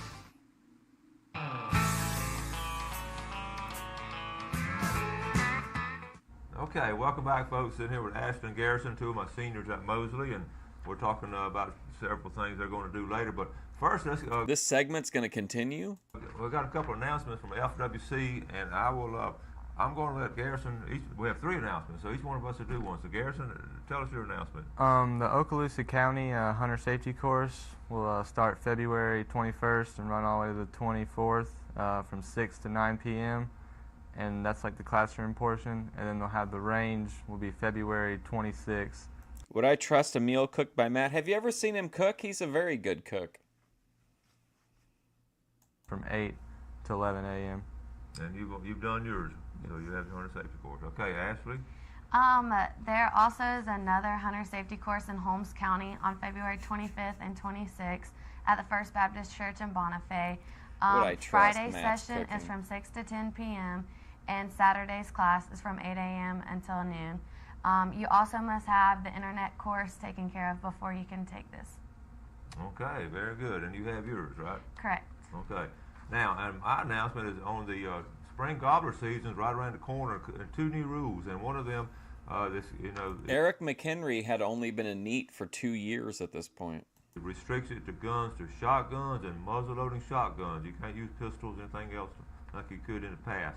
And also allows bows and crossbows, of course. And the second rule, they're going to do the youth hunt. First time they've had a 2-day youth hunt. It'll be the weekend before it starts. In this area, it'll be March the 12th and 13th for 16 and under, or if you're under 16 is how that reads. You can go on a hunt. If you're going with them as an adult and you're going to call and participate, you need to have a license, okay? So that's She's the student of the month, Ashley, I think they said her name was. Good, something good coming up. This is on private land The only. trad. And they're going to be meeting next week, matter of fact, and they're going to set up next year for wildlife management area. Ooh, I know I've seen Yeah. it, but I didn't really take the time to look at it. But is this like a outdoorsman stained glass window? Speaking of hunting, we got a picture here. Ashley, you also enjoyed the big hunts, right? Yes. Okay. And we didn't have it on. Garrison, let's do yours first. We got your picture first. Tell us about these bass here, where they came from. This right here was about a couple months back when the weather was warmer. We were up in the Dead Lakes, up in Weewaw. And, yes, up in the Deadlights, up in the Weewaw. These right here are just a couple of the fish that we caught that day. What is some of your favorite baits? True, Sarasota, Florida. Oh, is that will be a famous secret? I just normally fish with plastic worms or jigs and spinner baits and crankbaits and stuff like that. You narrowed it down for us. That's good. Yeah, I just can't give you everything. Okay, Ashley, here's a hunt picture that you brought this morning. Yes. Okay, tell us about this. Very trad. I actually shot this deer last year at our hunting lease up in Alabama. It was, Garrison it has was my very first deer that I killed. I killed it. Garrison has a couple modest-sized fish. She's bringing home, she's putting food on the table. With a 243 rifle. And so it was a clean shot right there, shoulder. He did, actually. So it was really good. 243? Mm-hmm. Okay. Well, let's talk about y'all's future plans. I was talking to Garrison about this last week when we talked about coming on the show, and his was simple. He wants to be a professional fisherman. Yeah, that'd be the dream. So that's what you're going to try to get into? It'd be nice. Well, Ashley, what about you? After high school, depending on the softball scholarship, probably going to stay here for a while, and then I want to be a pediatric oncology nurse. So. Have young kids. Young kids with cancer. So. That's a very admirable goal. I forgot to mention also, Garrison, your grandmother. We're talking about how fishing runs in your blood. Tell the folks what family your grandmother. My grandmother, she was a Rathfield, and so I guess it's just in the blood. I think when the Rathfields came down in the late 1800s, I think generation after generation have been fishermen in the Rathfields family. So I thought that was interesting.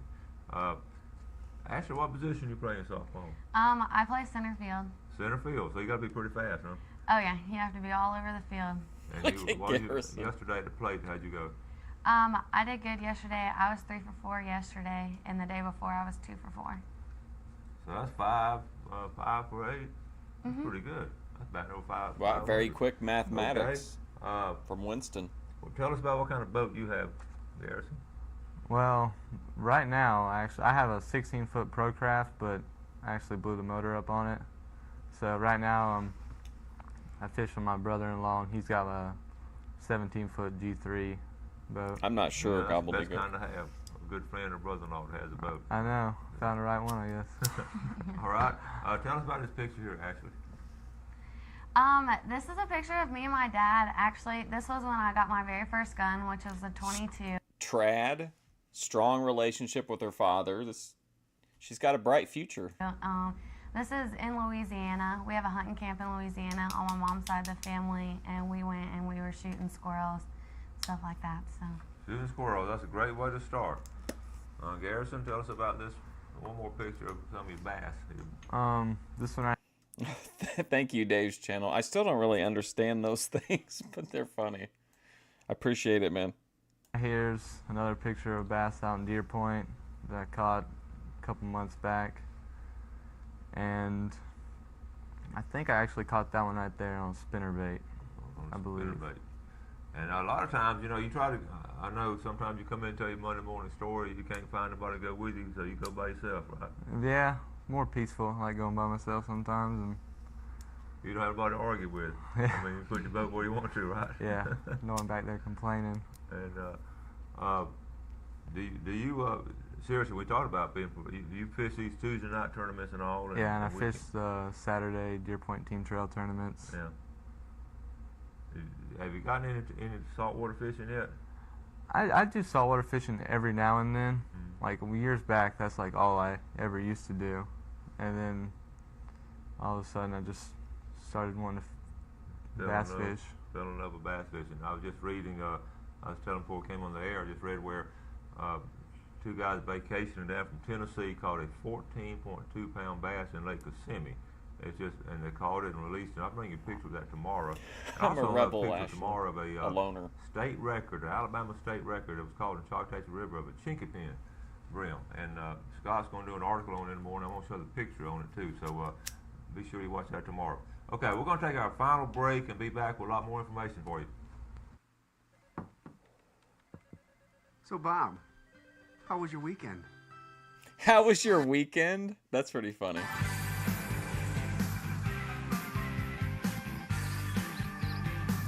So take a look at my glass structure. It's 200 blocks tall and 200 blocks wide. Made of glass.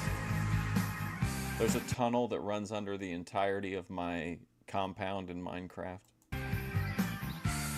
It was grand. The new Grand L40 tractor from Kubota. How was your weekend? Is grand. See the new Kubota tractors at Soul Tractor today.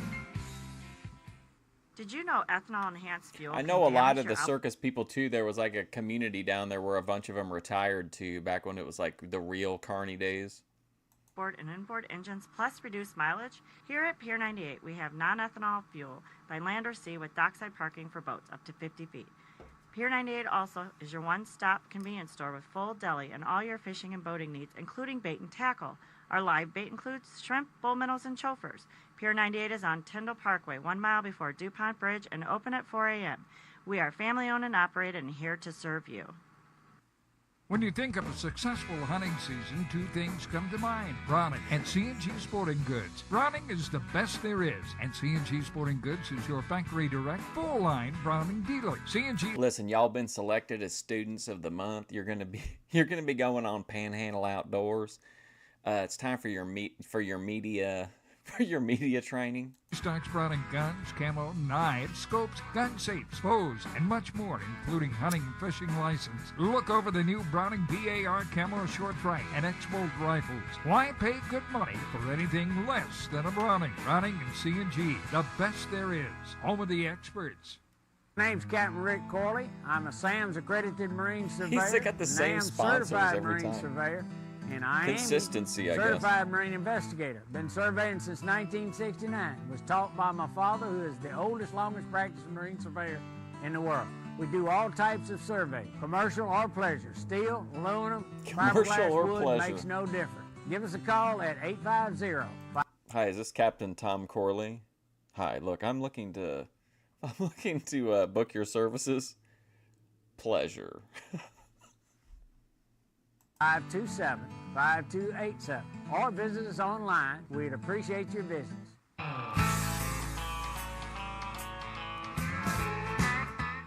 Welcome back. So there are two of my students, Ashley and Garrison, and they're having big plans in their life. Oh, are they students of the month at their high school, or are they students of the month at his thing? What was it called? Like Panhandle EDU or something like that?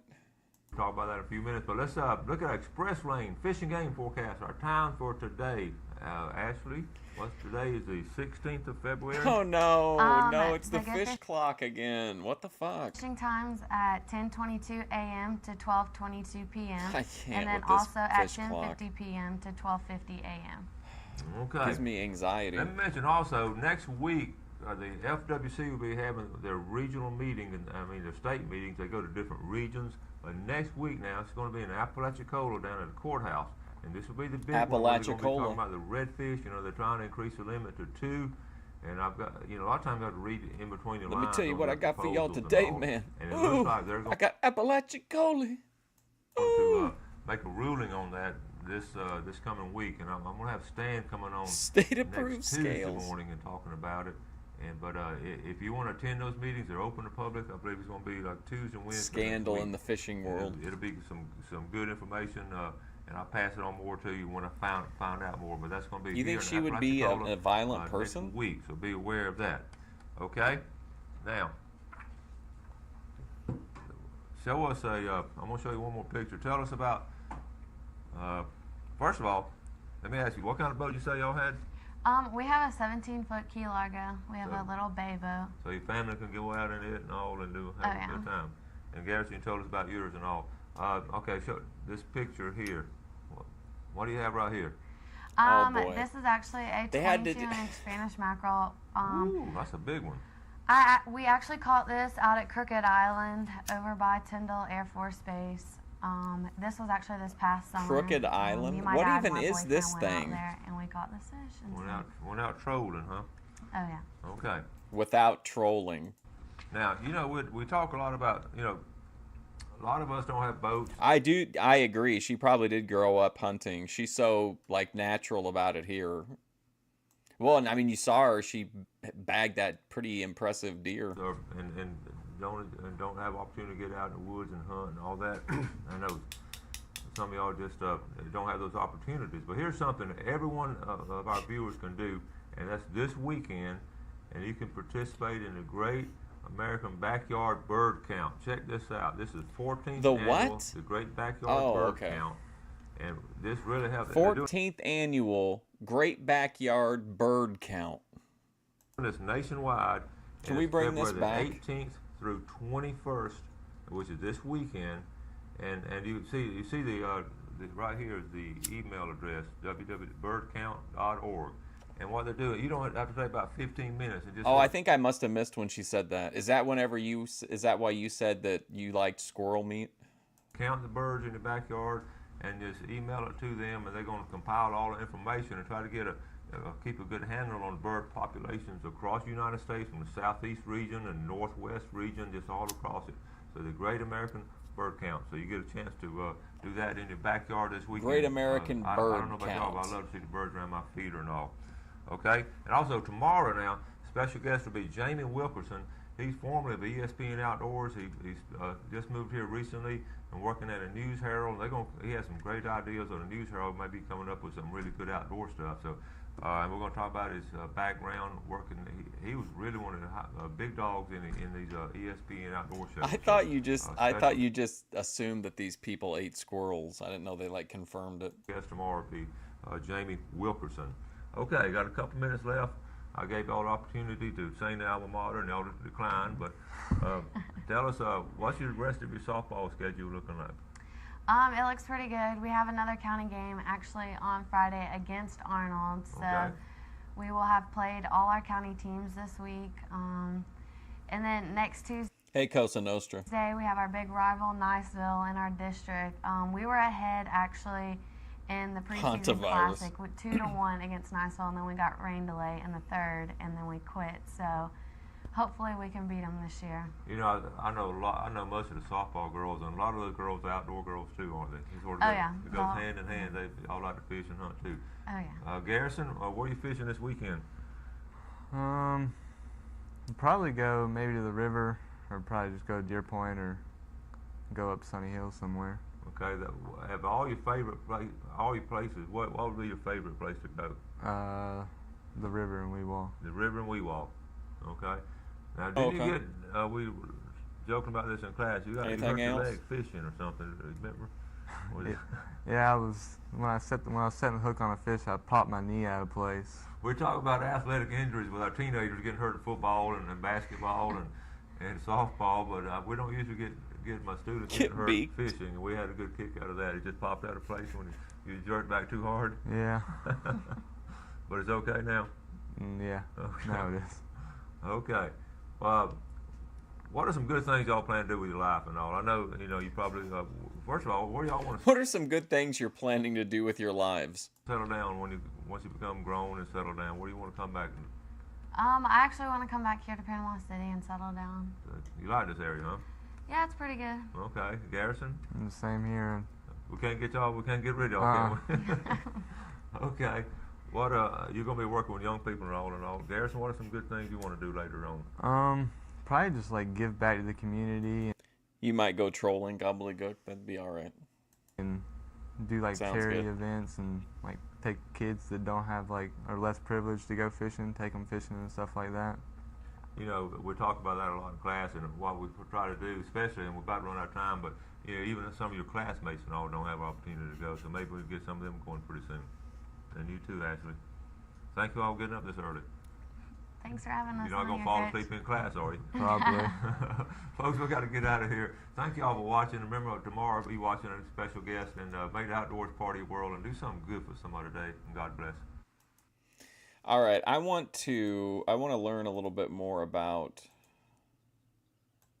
Panama City. Let's watch a video. Let's watch a video of. Let's see what it looks like now.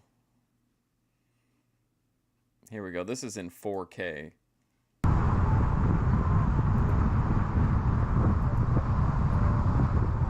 Which is like 480p for Fusion Studios. Was that Ripley's Believe It or Not? Yeah, Ripley's Believe It or Not.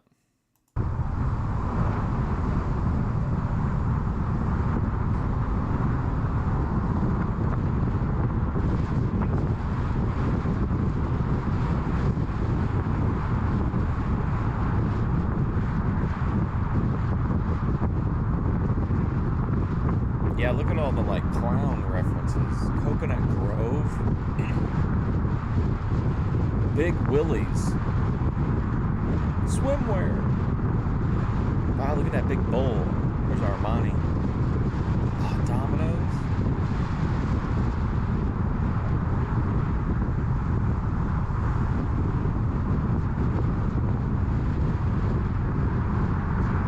This is just a drive-through Southern life of Panama City. It's a few years old, though.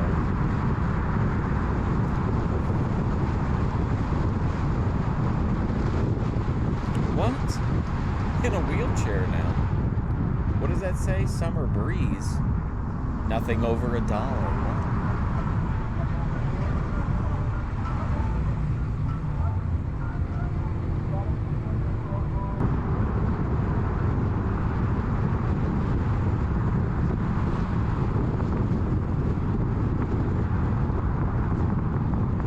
What a bunch of neat looking places. All this passing is making me nervous. El Pine.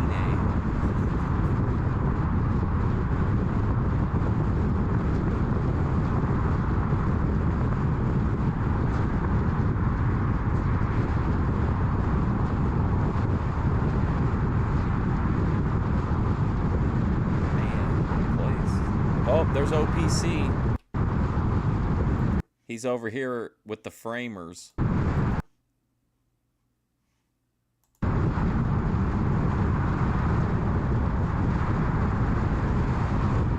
This is leaving Panama City Beach. Well, that fits for my channel, that we would see the see the worst side of it.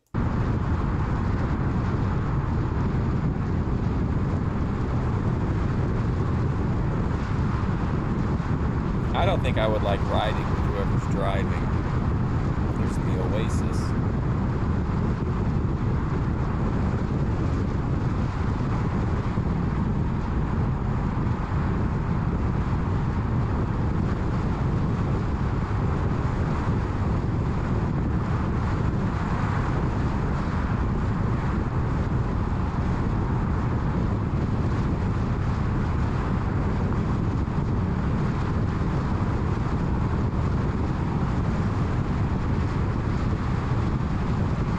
This guy's going too fast.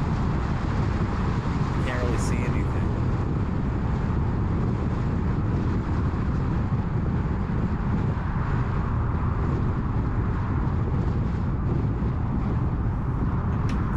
All right, hang on. I don't know. This is his driving's making me too nervous. I don't know if this covers it, but in the comments, people are Florida's Panhandle. I wanted to go where. Is it in the where you can. Is it in the Panhandle? Before I get started, I do consulting on where you can move. I'll work with you to find the perfect place for you to move to. There's more information at the end of the video about that. Now let's get started. Florida! You know the saying, the further north you go, the more southern it gets. There's something very special about how the folks are up here.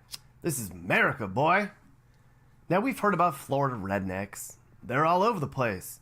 You could probably ask 10 people where the biggest concentration of rednecks are in this big old state, and you'd get 10 different answers. A lot of people would say Cross City and Chiefland have a lot of OPC fishing culture. So I went there. From what I could tell, these places are definitely some shade of neck, but I wasn't as impressed as I was when I wound up in the most unlikely of places. In early May, I visited Florida's Panhandle. And not just any part of Florida's Panhandle. I wanted to go where I had heard it's as redneck as they come. The place I picked was Little Holmes County, population 19,927. It's a teeny little spot that's wedged way up against Alabama. Actually, most people say Holmes County is an extension of Alabama. That's why they call this part of the state L.A., or Lower Alabama. As I would see, Holmes County is redneck in many ways, there's no denying that. But it's also full of surprises. This guy's just filming people's houses, being like, yep, this is as redneck as it comes. And after talking to folks here and looking around for a day, it was clear this part of the state is some of the last true old Florida we have left. And that, folks, is not good. Panhandle, you're all that is left. The rest of the state is so crazy. You're my hero. Please don't ever change. You need to stay true to your heart. Look at this joint. It's called Sam's Place. Sam's Place is a bar just outside of Bonifay, Florida. Everything about Sam's screams Panhandle. This place has been here since the 50s, and it wouldn't surprise me if it's changed much since. I spent most of my night in Bonifay right here in Sam's, and had some great conversation with the locals. As I discovered, people who frequent this bar are down to earth, and they're very opinionated. But we'll come back to this place later. First, we have to see what the rest of the region looks like and understand what the heck's going on up here. Now, I picked Bonifay because it's just about smack dab in the center of the Panhandle. Whoops. Plus, it happens to be the biggest city in Holmes County. This county has a reputation of being home to some of Florida's last true holdouts. Folks that live a simple life, they get dirty, they work hard, and they vote conservative. You can see the map of the county breakdown from the 2020 presidential election. Most of the Panhandle looks like this, just a big sea of red. And that's Holmes County right there. The reddest of red in the state of Florida, and it seems to be getting redder here all the time. When I visited Bonifay, it was 2022, a midterm year, and 2 years after Donald Trump lost his re-election bid. Is this racist? I mean, that's up to you to decide, I guess. And I'll tell you what, folks up here have a lot to say about that, and Joe Biden, Ron DeSantis, and the changes happening all over Florida these days. Holmes County is sparsely populated. There's only about 20,000 people in this whole region, and it's made up of 4 small towns, a dozen unincorporated communities, and 1 actual city, Bonifay. Bonifay proper only has about 2,700 residents. This small city is far different than the rest of Florida, and it's very representative of the Panhandle as a whole. Folks up here are younger, whiter, and less affluent than the rest of the state. While Bonifay is 85% white, Florida as a state is about half white. And Bonifay residents bring in about 20% lower incomes than the state average, too. Bonifay was founded in 1882 because it was at the intersection of 2 major railroads. Today, it's still very blue-collar here. Outside of Bonifay, it's more of the same.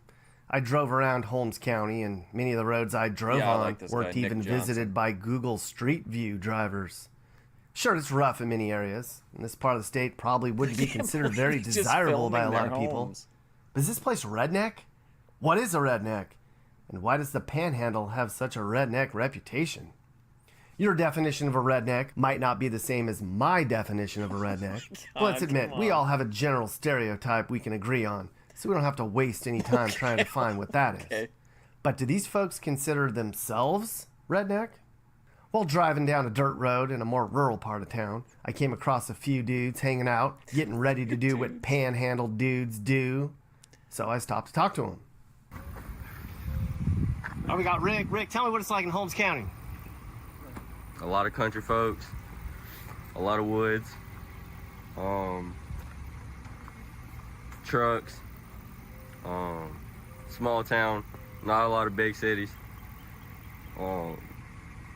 There's a lot of people on drugs, so you might not want to move here, like, if you're from a different state. So there's a stereotype that everybody up here is like conservative. Everybody loves Trump. Everybody likes Trump. But I like Biden. But that's because I'm from Nashville. Do you get a lot of shit for being a Biden supporter up here? Oh, no, I'm not open about it. So everybody thinks everyone up here is like rednecks and shit? Yeah, basically. Is this like the redneck capital of Florida? Redneck capital. What's the what's a redneck? What's the definition of a redneck? Right there. They drive trucks, but they work a lot. Hardworking, driving trucks? Hardworking, driving trucks. Just living out in the country, you know? That's about it. Now, I have to admit, my initial goal was to show how necky this county was by focusing on the various trailer parks and rundown areas. You know, Closet the stuff that Biden, defines bro, yeah. stereotypes. But after talking with people here and seeing the area, I kind of changed my mindset about what a Holmes County redneck really is. I mean, sure, there's plenty of rundown tracks all over this county. There's dirt roads with mailboxes at the end of them. And along these roads are unkempt trailers, rundown homes, trucks parked in yards, and washing machines on porches. I saw lots of Trump flags, shirtless people, lawns that needed to be mowed, and clothing lines and... What a series of things to put together. I saw a lot of shirtless front yards. people. Shirtless people, yards, and washing machines on porches. I saw lots of Trump flags, shirtless people, lawns that needed to be mowed, and clothing lines in front yards. But there's also nice parts of town, too. Neighborhoods with very nice-looking homes where you can tell people seem to live a very nice middle-class lifestyle. Would these folks consider themselves to be rednecks, too? Rednecks aren't just poor like they're depicted in media and in pop culture. They're hard-working folks with good values, too. As I drove around, I wondered, are these people hardcore conservatives who like getting their trucks stuck in the mud, too? It was hit and miss. Much of Bonifay looks like a regular small town. But then you drive through the Piggly Wiggly parking lot, and it's a bunch of pickups. I also went to the local gas station and sat there for about 20 minutes, watching a string of folks go in and out, making assumptions. Just regular folks doing regular things, like in most other places in America. All over Bonifay, I did see people who confirmed my redneck bias. Is that heathen? Yes. However, perhaps the most redneck place in all of Holmes County is a little dive bar just on the outside of town. Remember Place. Sam's Place? Now, if you were to build a perfect replica of a redneck dive bar and stick it in the middle of the most redneck part of Florida, There you go. and you filled it with the most stereotypical Panhandle crowd, you couldn't do a better job than Sam's Place. The way the place looks, the music that plays, the outfits, the smell, they should shoot a movie here. It's that perfect. The kind of place where you can buy all your friends a drink for $9. Inside, you're going to find everything a redneck seeker seeks. Locals with boots and cowboy hats, camo hats and flip-flops, Redneck cut-off seekers? jean shorts and crop tops. The owner of the place is a man named Jerry. Hi, we're seeking rednecks. Now, I sat down with Jerry and other regulars for a couple hours, and we talked about a lot of things. Jerry didn't want to appear on camera because he says he's not a technical sort of guy. But he and others at Sam's enlightened me as to the viewpoint of a lot of folks in these parts. Of course, there was a lot of talk about politics. As you might expect, it's very conservative up here. Outside of a few people like Rick, who we met earlier, there aren't a lot of Joe camera because he's not very technical. Biden people up here. A lot of the people I talk to can't even identify with the liberal point of view. It's very much a live and let live vibe up here. Maybe. There's a lot of complaining about mask mandates, illegal aliens, gun rights, freedom, taxes, Joe Biden. You get the point. And a lot of people up here complain about what's happening in the rest of Florida. Kind of anything south of Gainesville. The culture up here hasn't changed much in a long time. Did you see that poster although, up there? South of Gainesville. The culture up here hasn't changed much in a long time. Although new folks are starting to trickle in up here. Some people moved into town when Hurricane Michael devastated the Panama City area, and that's about an hour away. The hurricane had hit 2 years before, and it caused a lot of damage, and the rent in Panama City went from $500 to $1,500 a month, so a fair amount of people moved inland. There's also a smattering of people moving up here from downstate to escape Florida's outrageous cost of living spike. Others are fleeing the crowds and the liberalism taking over parts of Florida too. I don't get it. Why don't they just get better cars and clean up? Oh yeah, he also has an animated mascot named Mappy. Now, I'm going to be honest, I've never seen female Mappy. So I must have missed that, but this is Mappy or Mrs. Mappy, I don't know. Who wears flip-flops to a bar anyways? There's nothing wrong with the way these people live, Karen. They're good folks. They just want to be left alone. I actually disagree with the way you live your life, ma'am. The Panhandle definitely has a brand. It's known statewide for being a place with a lot of people less financially motivated than the people downstate. Lots of people in Florida think panhandlers are ultra-conservative. Less financially motivated? Slightly racist. In reality, though, it's filled with nice people. It's a great place to grow up, where you can still find plenty to do outdoors. There's room up here. They look out for one another. If you break down, somebody will stop to help you, and it's likely going to be somebody you know. It might not look like much, and a lot of Floridians might not think it's an attractive place to grow up, but that's kind of how they want it up here. Stay out. Stick to your overpriced, crowded coastal cities. Folks up here just want peace and quiet. They don't want it to get big. It's Friday night football games, local springs to swim in, and lots of stars at night. It's large tracts of forest and huge farms. It's a lot of community support and honest and trustworthy neighbors. There's very little drama, maybe a stolen tractor or a drunken fist fight up here. Holmes County, probably the most redneck place in the state of Florida. And that's saying a lot. This area up here is how Florida used to be. And sadly, it's just about one of the last areas of Florida that's true to its old self. It's not for everyone, but I think it's great. There's something comforting about a community where folks are halfway broke and under the radar. What? Sam's Place is certainly under the radar. Unless you happen to stumble across it, you'd never even know it was there. But the owner says Sam's might not be a gathering spot for these folks for much longer. The county's considering widening the road, which would mean the bar would likely be torn down one day.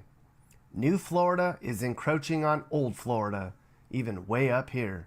And that is a theme that would come up over and over on my Florida journey.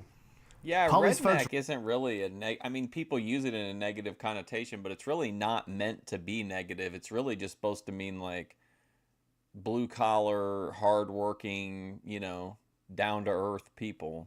Rednecks, or call them good, honest, true blue, hard-working Americans. They probably wouldn't care either way. The Panhandle, you're all that is left.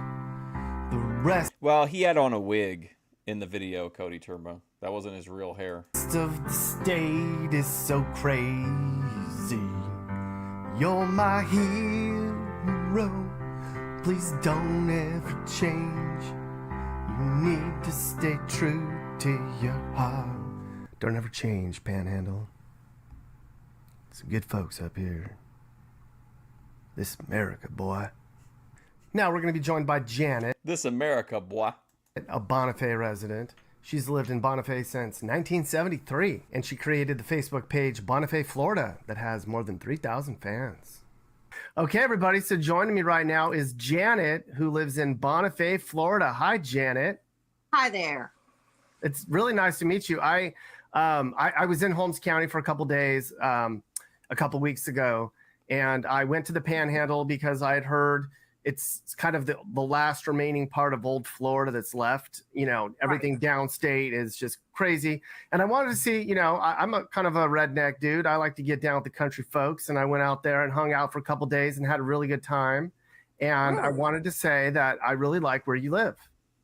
Well, I think it's a neat place to live.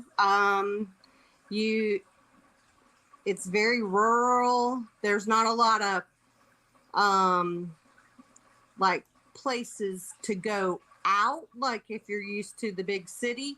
But usually people around here, they usually have a fire, or they go to the creek and they go to a sandbar somewhere on the river. Yeah, that's kind of what I was thinking, but I thought maybe it was like, maybe it's not sturdy enough to, but then when they get shut down for that. And that's where people party, per se. Too flimsy. And to me, it's a neat place to grow up and live. I went to school here, went kindergarten through 12th grade here. Yeah. I lived on a farm in Indiana for 5 years, and, you know, it's a town way smaller than Bonifay. There were 500 people there. And I just grew to appreciate what it's like to just be out away from everybody.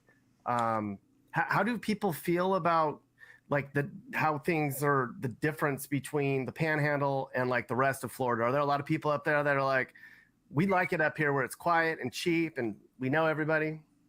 A lot of people move here because it's quiet and cheaper to live than it is, and they are tired of the hustle and bustle and the traffic of the city.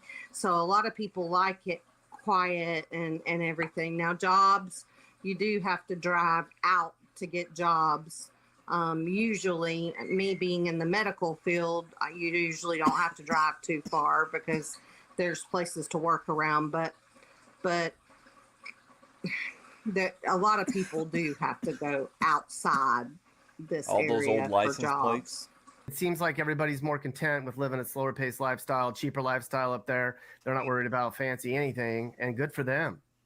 I like it. I like the fact that if I want to have chickens and I want to have a rooster that crows at 3 o'clock or 4 o'clock in the morning, that's okay, because I'm in the country and that's okay. I have a yard full of birds, chickens, and I have a peacock too, and guineas, and it doesn't bother anybody because my neighbors aren't super close. And you know, you can grow your own vegetables, and I'm starting that this year. Indiana, the home of divorced Dave. It's the first time I've ever grown my own vegetables, so that's nice. You can't do that in the city. No way. You know, I saw some Trump stuff. It seems like you look at a voting map, and it clearly looks like just about everybody up there votes conservative. Most definitely. This is a very conservative area, and if you're not that way, you probably don't talk about it a lot because everybody around here is conservative. Definitely. There's a lot of Trump stuff still up. Yeah, I saw. Yeah, no, there's Trump 2024, Trump forever. I saw all the flags. They even had a sign going into the local hospital, something about Hillary should be in jail. Lock her up. Or something like that. And I said, you know, people that are from out of town that are on the interstate that stop in at the hospital think it has something to do with the hospital, but it doesn't. It's just the person that lives next to the hospital has that up. Yeah. So there's a clear divide in Florida between the liberal and the conservative crowd. You've got like most folks upstate, and the Panhandle are very conservative. Then the lower you get, you know, definitely gets more liberal. He's doing what? He's doing travel road content without a camera? Guys, do you look down upon your South Florida neighbors with scorn at times? a lot of the Hispanics that have moved into the southern Florida voted Trump. Oh, I get that. Yeah. But you'll have I think around the colleges more, you have the more liberal views around Gainesville. What, he's asking for haircut donations? How does that work though? If you okay, you're saying that he's live streaming, but he does not have, but it's like black screen or profile picture, right?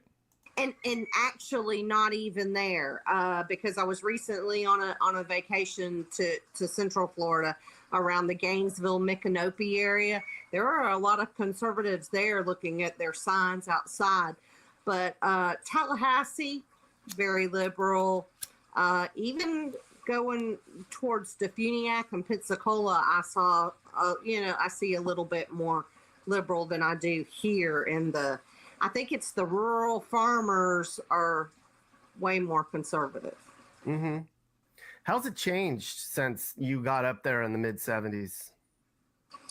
Well, I think with the advent of online, the internet being the way it is, it's really caused a hit to the mom and pop businesses or the stores in town. So our downtown area has really, really suffered.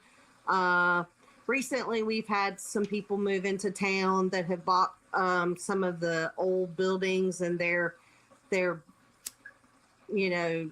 beautifying them and hopefully going to rent out some of them and get some businesses in them. But it's a struggle for businesses to make it because of the internet, I think, as a lot of the shopping. Now, restaurants, we've recently had a restaurant that was near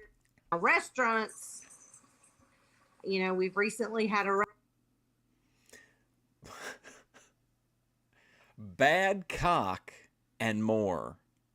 Bad cock and more. They're like, oh yeah, can you make sure that you really emphasize the K to really capture the I? Restaurant that was near and dear to our hearts closed because of just recently the price of food going up so high. So, yeah, VP is doing that a lot lately. So savvy guy, going like camless. And I think people are kind of cutting back, going out to eat, recently.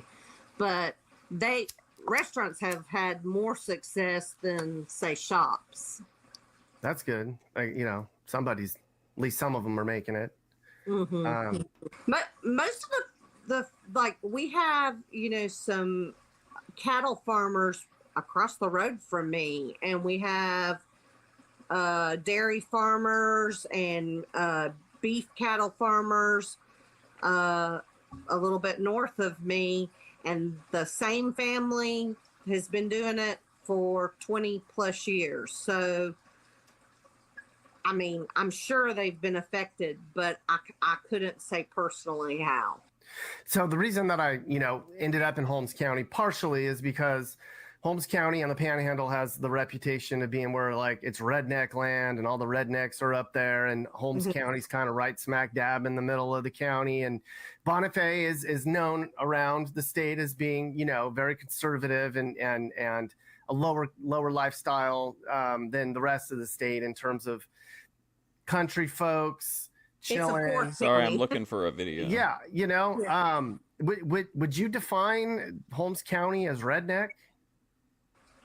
Probably yes, but I mean, I'm for the most part, I'm proud of that. I mean, I'm proud of the heritage of this area, but I mean, being redneck has a derogatory term, I know, but yeah, I think it is pretty redneck. If that's, to me, it's country, but now as far as uneducated, no. I think the education here is pretty darn good. I mean, but I came from a family that both my parents were teachers, and so I was talk proper English. And I think a lot of Wow. times rednecks, I think of not speaking proper English. And there's some illiterate, grammatically incorrect people around, but I think that's everywhere. They're just not considered rednecks in, say, Tallahassee. Yeah. Nauvoo. What term do you see? You're like redneck comes as a derogatory term sometimes. What's the negative stereotype that rednecks have that you think you're not comfortable with? Well, I think that a lot of times it means uneducated,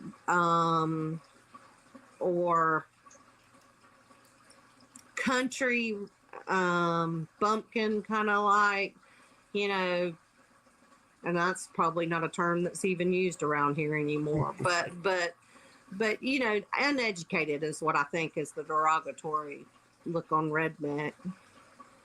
Yeah, the stereotype is, I guess like poor. We got time to watch one more. We got a minute for you to decide. Would you rather see Nick Johnson cover the most dangerous place in Florida, or the forgotten Florida of the remote Panhandle? White people, but right? A lot of the rednecks I know are at least middle class, if not upper middle class, and they're not dumb, And yeah, they chew and they drink beer and they get after it a little bit.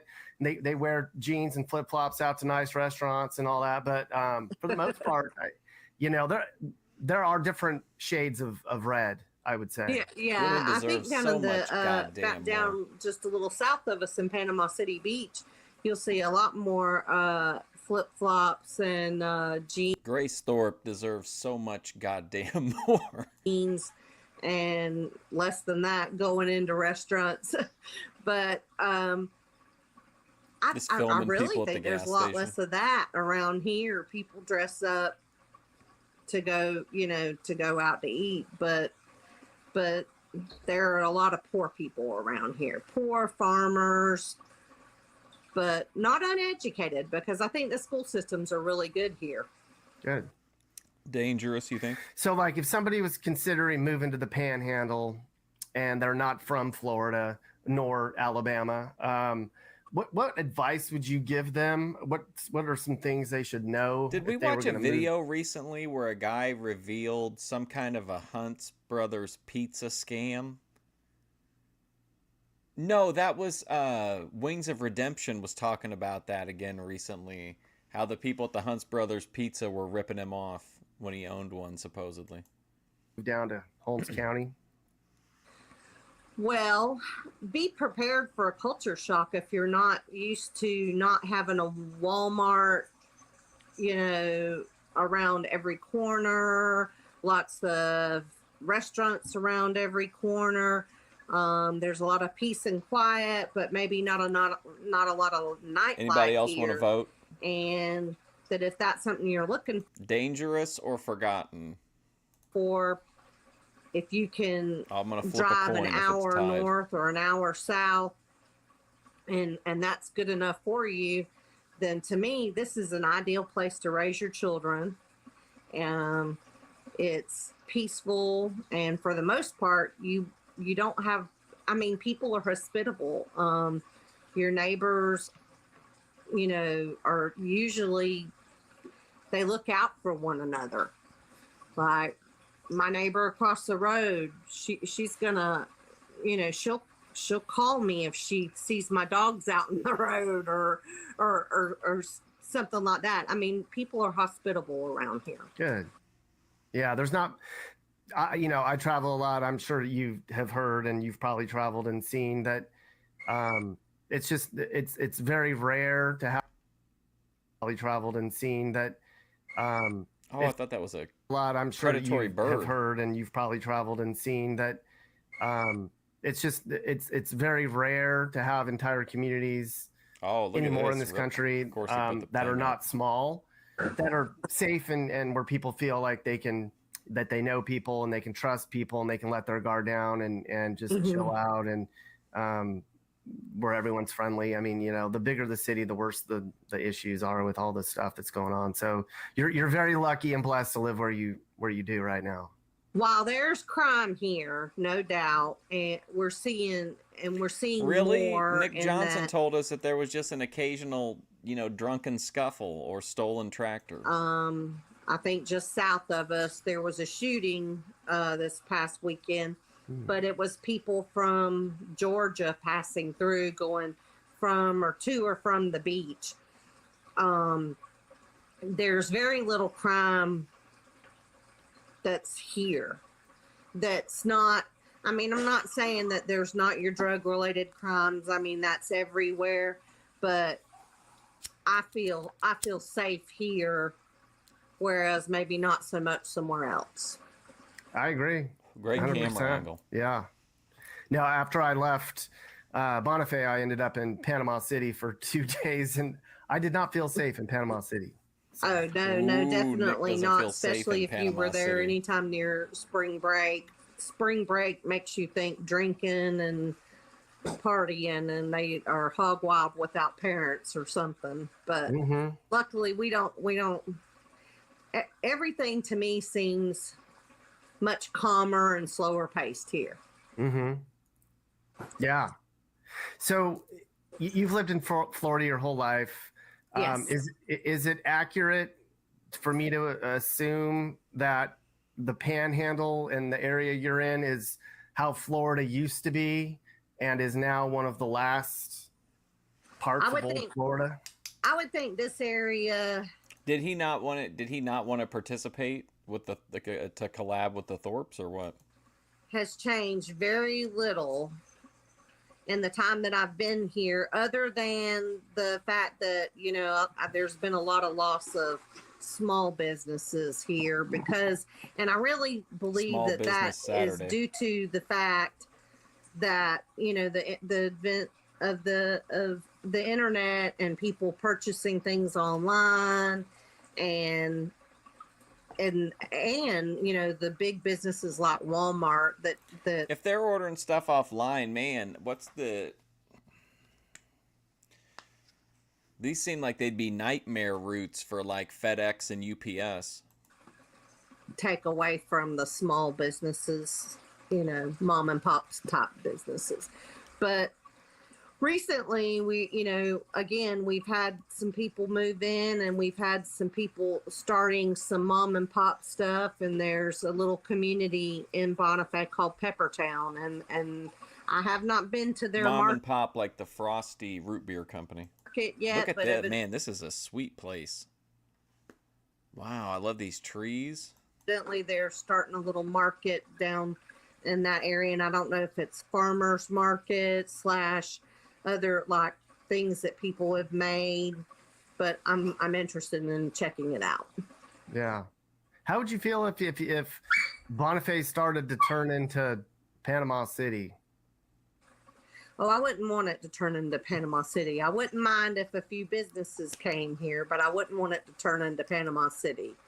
Definitely. But I don't think that there's danger of it ever getting that big because we have no beach here. But I wouldn't mind a little bit more businesses and a little bit more opportunity for jobs. What are some funny or off-the-wall events that you can only find in Bonifay, Florida? Well, not maybe in Bonifay, but in Holmes County, there was the worm fiddling thing in Westville. Wasn't it a worm fiddling? I don't even know how you worm fiddle, but so that would be something that. What's his concern, that he's going to look foolish in interacting with them or get played, or what's he worried about? Would be only around this area. Also, not in Bonifay, but in a nearby town called Wausau, there's a possum festival. There you go. Okay, so you rub these two sticks together, and it causes vibrations that gets the worms to rise up out of the ground. Kind of interesting. So that's an unusual thing around. I should come back to the worm fiddling day. Yeah, I can honestly say I've actually never been there myself, but Okay. I know Golden Girls that house? they have it. That's good. We have a rodeo that is like a Whose bird that's is like that? a redneck. What do you call it? Redneck gathering, like It is a some redneck. horses you've never seen. Yeah. You could see horses going up to the drive-through at McDonald's, possibly. I mean, during rodeo time. And rodeo is the first full weekend in October every year. And this town transforms, and there are horses and four-wheelers on the highway at times. They're not supposed to be, but they are. That sounds like I need to get back in October. I need to come to the Worm Fiddling and then the Bonifay Rodeo the first weekend I'm of October. not sure when the worm fiddling takes place, but I do know that the rodeo is the first full Friday, Saturday, and Sunday, and it may be Thursday, Friday, Saturday, Sunday Oh, they need him to front some of the collab costs? in October. However, that falls. Well, and the isn't Grace worth Kiwanis it? Club actually puts on the rodeo, but there is a ginormous, if I know that's probably not a word, rodeo dance, and every year they have a huge rodeo dance, and they have bands that. One time I think they had Merle Haggard there. So, Oh, wow, Merle. Yeah, so I mean that it's pretty huge. It's pretty huge.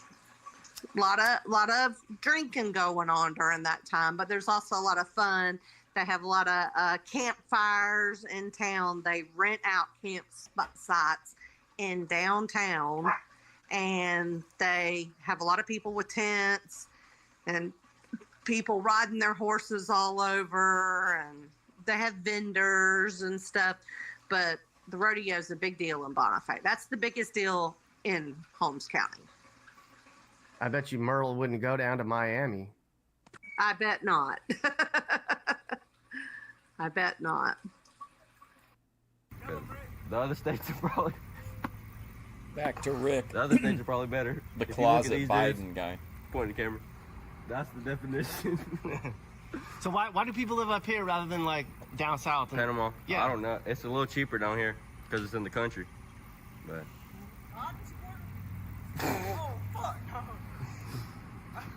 I support Biden.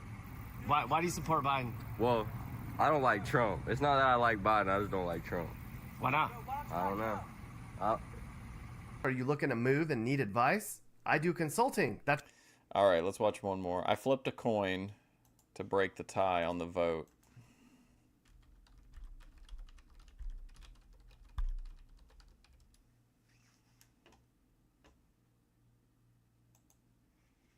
Before I get started, I do consulting on where you can move. I'll work with you to find the perfect place for you to move to. There's more information at the end of the video about that. Now let's get started. Everybody knows about how dangerous Miami is. We all know about the crazy meth head rednecks running around in the Panhandle.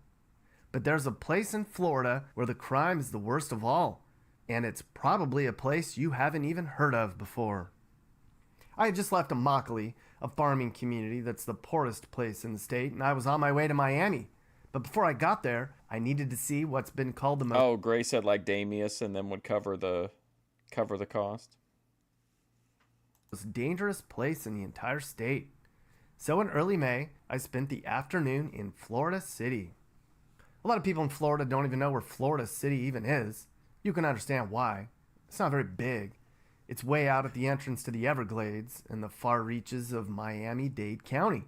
If you know the area, it's where the famous tourist stop Robert Is Here is located. You know the place, where you can buy odd canned goods, weird-looking produce, and sodas. Feed all the farm animals. Oh, wow. Florida City is just south of Homestead, which is also a crime-riddled community. They call this part of the county South Dade. Florida City is actually the southernmost city in the USA that's not on an island. All around the area looks pretty unassuming. It's basically farms, national forests, and preserves as far as you can see. But as we'll see, it's not gators, panthers, wild pigs, and snakes that you need to worry about in these parts. There's a lot of out-of-control, gun-tooting, crazy people who live in this part of the state. And we're going to learn more about them right now. Sometimes I think that Florida is a yo-yo. You pull on the string, and up and down it goes.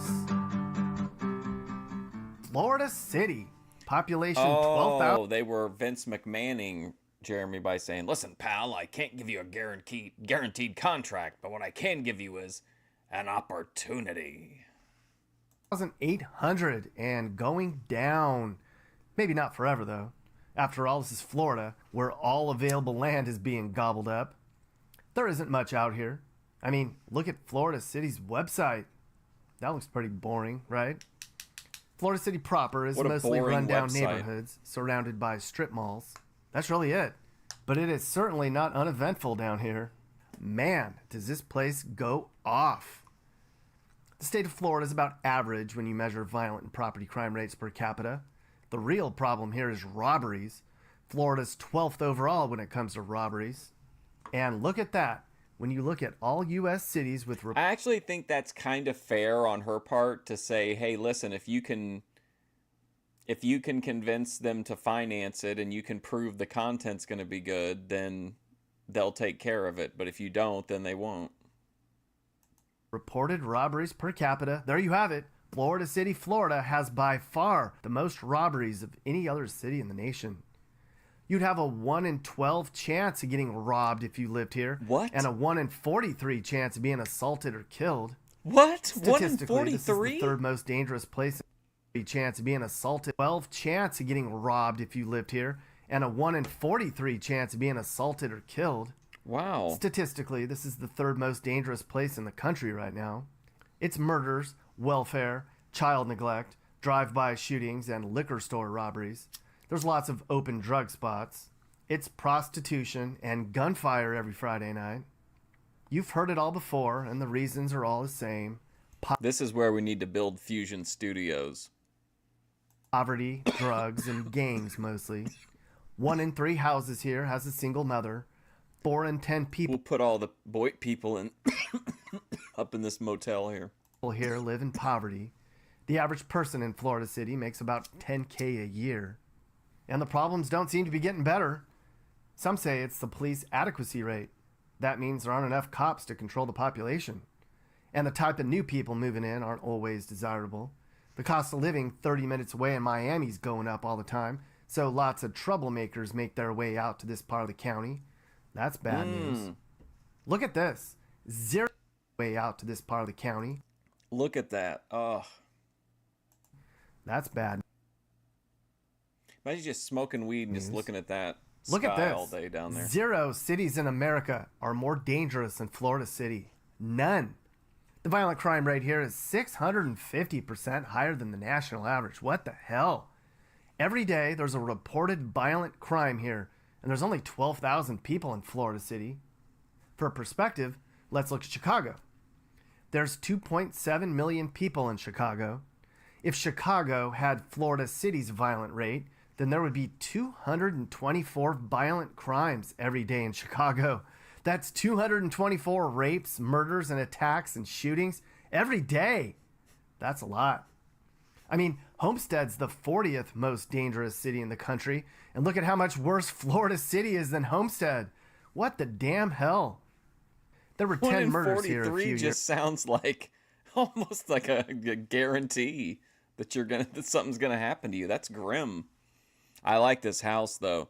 Can you imagine us hanging out here on the porch on the weekends, or this little like porch area here? Years back, which means folks here had a 1 in 1,200 chance of being murdered that year. The crime rate here isn't going down either. But I wanted to know the full story. I had heard from some people who said gentrification and growth might turn this place into a desirable one. And according to a few Miami-Dade County representatives I talked to, seems like they're really trying to get a handle on all the crime here. During the summers, they give the kids here stuff to do. Because in the summertime, kids need things to do or they're going to run around with the wrong crowd, right? I was also told there's more active policing in Florida City these days. Like a fun neighborhood. And that the cops and the counselors sit down with the youth and help them understand that crime isn't the way. Sometimes they can mentor them and they give them jobs to keep them busy. Florida City is also the focus of a gang reduction program where they try to preach to the young kids about how to stay out of trouble. It's nothing unique, and it can help sometimes. Now, the county commissioner's office told me that crime's actually going down because of these measures, but I wasn't so sure. I mean, are all the stats I'm reading skewed?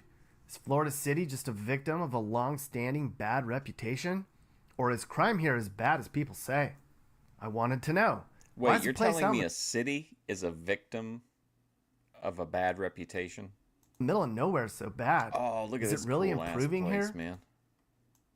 And how much does poverty play into it? So I sat down with Florida City Vice Mayor Walter Thompson, and I asked him those very questions. Wow, he got the vice mayor? While we hear his side of the story, we're going to drive around the southwest part of Florida City, widely considered to be just about the most dangerous neighborhood in America these days. Thank you for coming out and talking about Florida City. How long have you lived there for? So I'm just going to say my whole life, 56 years. Oh, good. Wow. But, okay. 20 of them was military. So. Okay. But I still was a legal resident of Florida City. Yeah. So talk to me about, on paper, statistically, Florida City is called the most dangerous city in Florida. I was there. I drove around. I didn't feel that threatened. I mean, I've been to some really bad places. Florida City seemed like just your average place with crime. Are the statistics overblown? Like, what's going on there? I think they are. I've always said it is, and what I do, I show people the difference, and I think the commissioner, I'm trying to get these glasses right, the commissioner that I defeated in the election, Commissioner Shiver, he pointed it out, and he reiterated it yesterday after I got through talking to you, concerning about if we have one murder this last year and then we have 2 this year, that's a 50%, 100% increase right there, and that's what people say. But we're guilty of our name. Yeah, I like the vibe of Florida City. Our name is Florida City. So when you look on the papers, you always see Florida City. And when they say in Florida City, we automatically think it's Florida City, Florida. But if you keep reading the articles, you'll find out that it's a different city entirely. So it's not really Florida City. It's just, that's our name. So, hey, that's just what it is. So I don't know about that. It's not as dangerous. It's not as dangerous as people say it is. We don't have all these murderers. We don't have that, being in the environment area we're in, a lot of poverty is here. And we're trying to do that adjustment and trying to bring the people up. But as far as the crime and all this, no, that's not happening. That's not happening at all. So what is happening that your name is associated? Do you guys trust the vice mayor or no? With like super high crime? It's just a name. It just read the paper right. Read it continuously. Read the whole story. They're gonna put it that way. Well, what? So he's saying that not only are they just saying, "Oh, Florida City resident," and it's not Florida City, it's just a random city in Florida. Even if that's true, those wouldn't count toward your actual from the police department statistics, right? Crime statistics. They're not just gonna say, "Oh, well, it's a city in Florida, so we'll give it to Florida City." Like I said, concerning earlier about the rate, as we have concerning earlier story, they're gonna put it that way. Like I said, concerning earlier about the rate, as we have 4 deaths. You got to look at it. 4 deaths compared to the rest of Dade County, the inner city Miami, is very minute. It's not a thing, but we don't have that at all. We might have 1 or 2, and the max might be 4. You may have that because of our area there, but no, you don't. Barry McHenry, we might have a murder or 2 or 3. Who knows? Maybe 4. There may be 4 deaths. Have that major stuff. And we're fighting Florida everything City anyway vindicated. because we have our shot spotters and we have our cameras, we have everything, and we're able to pick up a lot of cases that tries to come through Florida City. And Ooh, look at this. a lot Beautiful. of the crimes that go here get solved fast. So it's not like it's a free for all through the city. And what we also do is, me and other commissioners. What he's and saying is it's not the type of environment we're seeing in Haiti with cannibal warlord leader barbecue just running chaos. There, we're actually going around more, and we're meeting the people. We're talking to the people. We're trying to get the people to the comfort zone to say, hey, I see this and I see that. So we're trying to change the dynamics of the city as far as what they see and how they're doing it.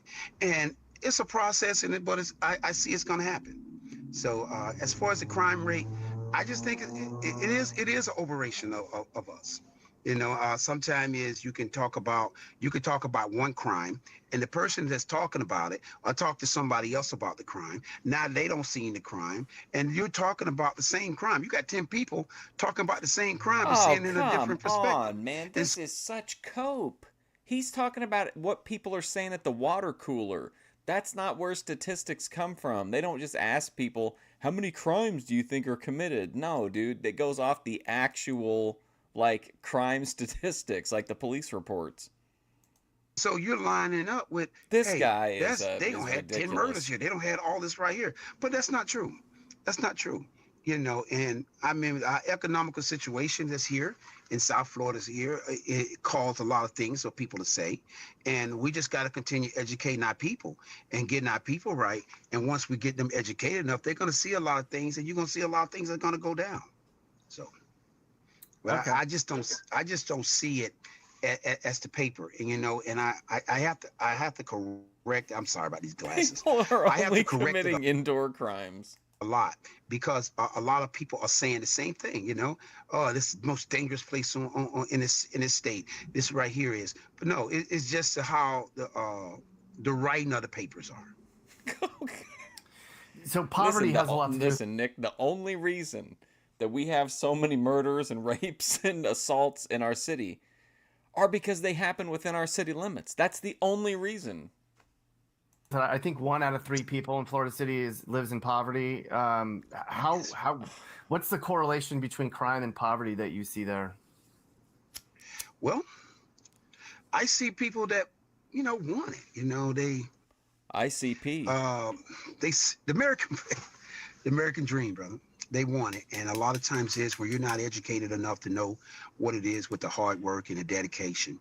I like this guy's a good yapper, though. We have to stamp out a lot of, I was going to say trauma, but a lot of mental illness, learned mental behavior.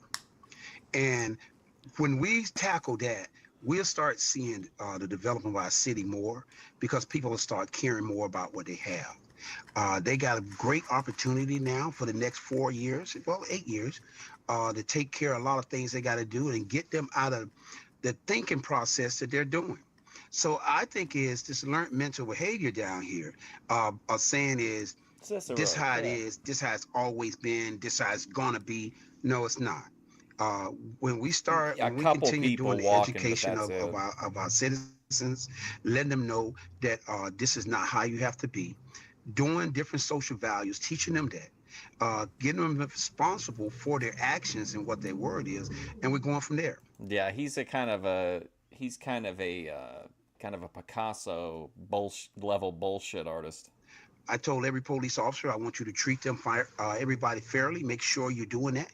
But when there's crime there, I want us to take it to the max because I need the people to feel secure. And once the people feel secure, they'll be able to talk more, they'll be able to be more, and they'll be able to do more for themselves. Okay. So educating the population, yeah, it's beautiful, meaning skies and greenery. School, or educating them about how to not be getting in trouble? Well, it's definitely school. South to west, any feelings on the vice mayor? It's definitely school. And when you say school is, when we talking about the kids is, we talking about going to the First of all, we need to establish what is school. Elementary schools starting first. A lot of people start at senior highs, but go to elementary schools, go to the middle schools, and then go in there. But one thing it is I can't do it without the parent, or I can't do it without the kid. So now when you start teaching that way and you start going that way, teaching that type of responsibility, that type of education, people are starting to feel more responsible. You know, there's not that many home ownerships down here.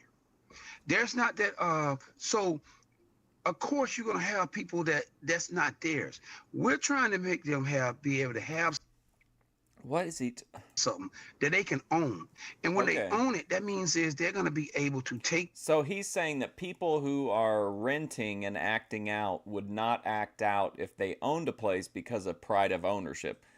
I agree with him to an extent, but that's not a cure-all. Like, not everybody is going to have pride of ownership. Care what they have, what they're doing, and now they're going to have more responsibility for it because it's theirs. So they're going to be able to report that, hey, down the street there, these people are Yeah, they messing don't look up. bad at This all. is going right here. Now we're taking care of themselves.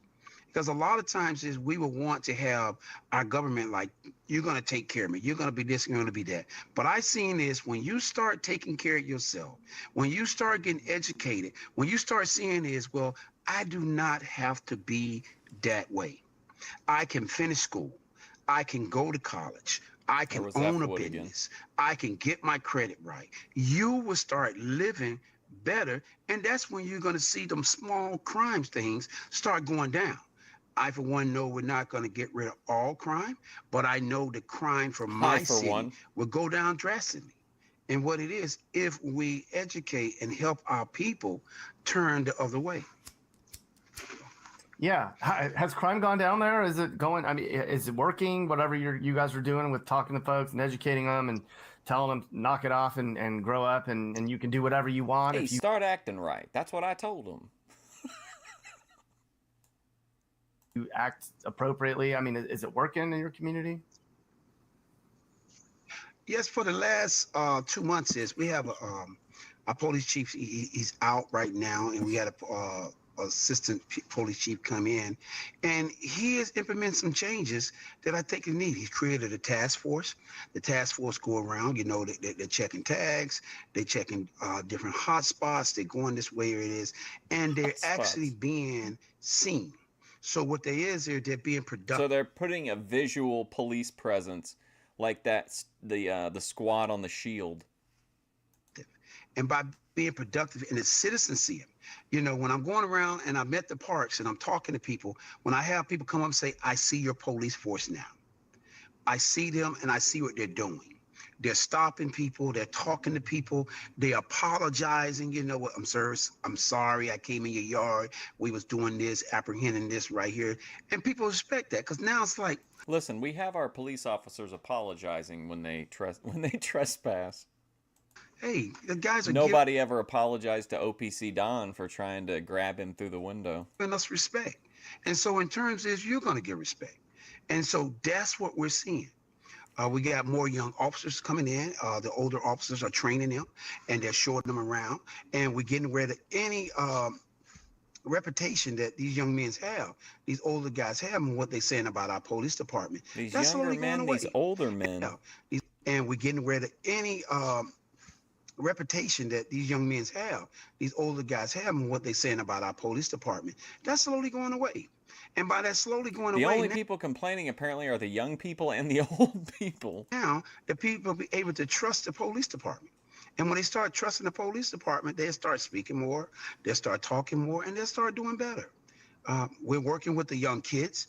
We actually brought a program here. We're going to start Monday after school. I mean, not after It's likely just a very small percentage, like 1 or 2 areas of the town that have like a really high crime rate.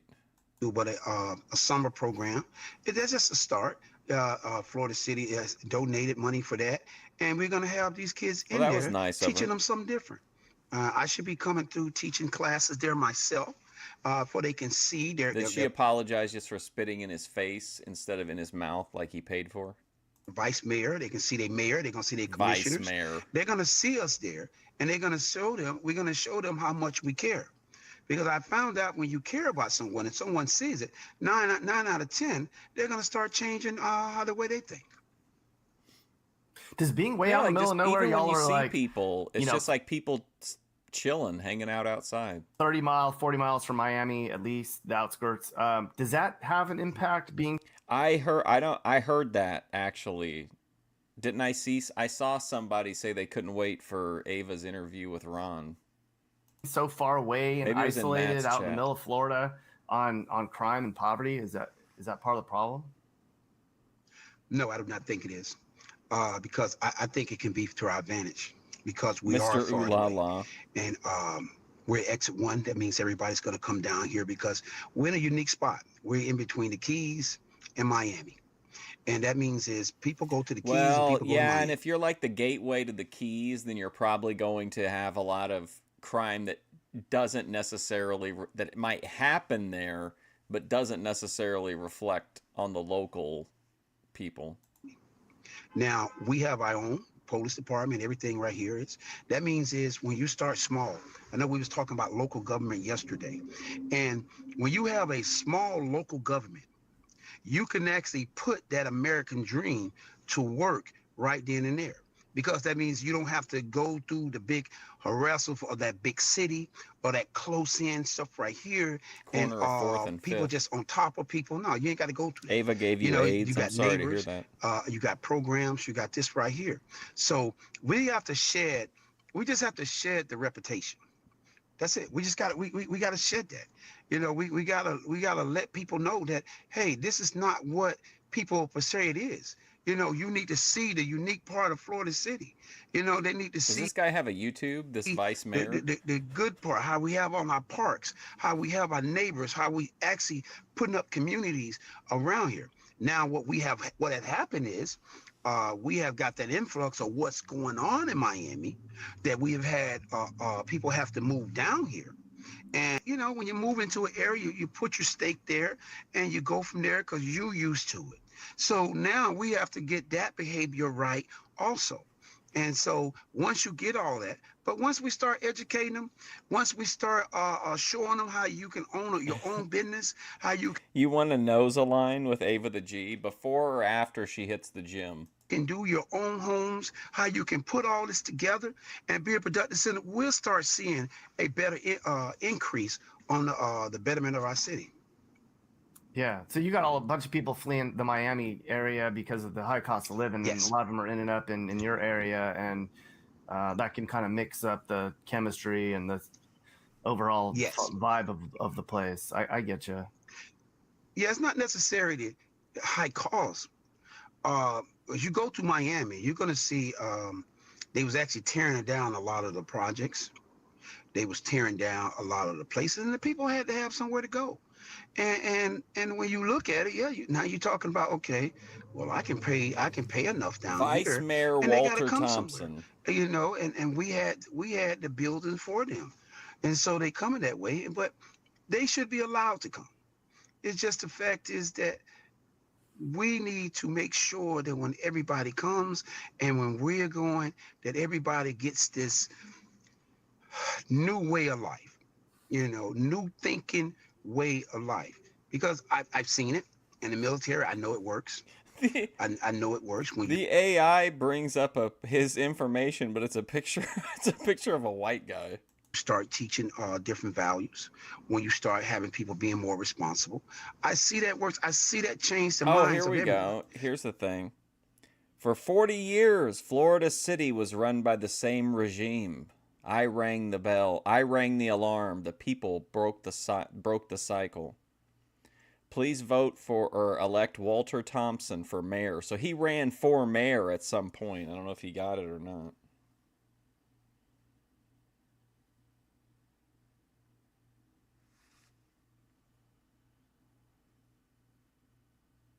Yeah, I don't know. I don't really see anything else about him.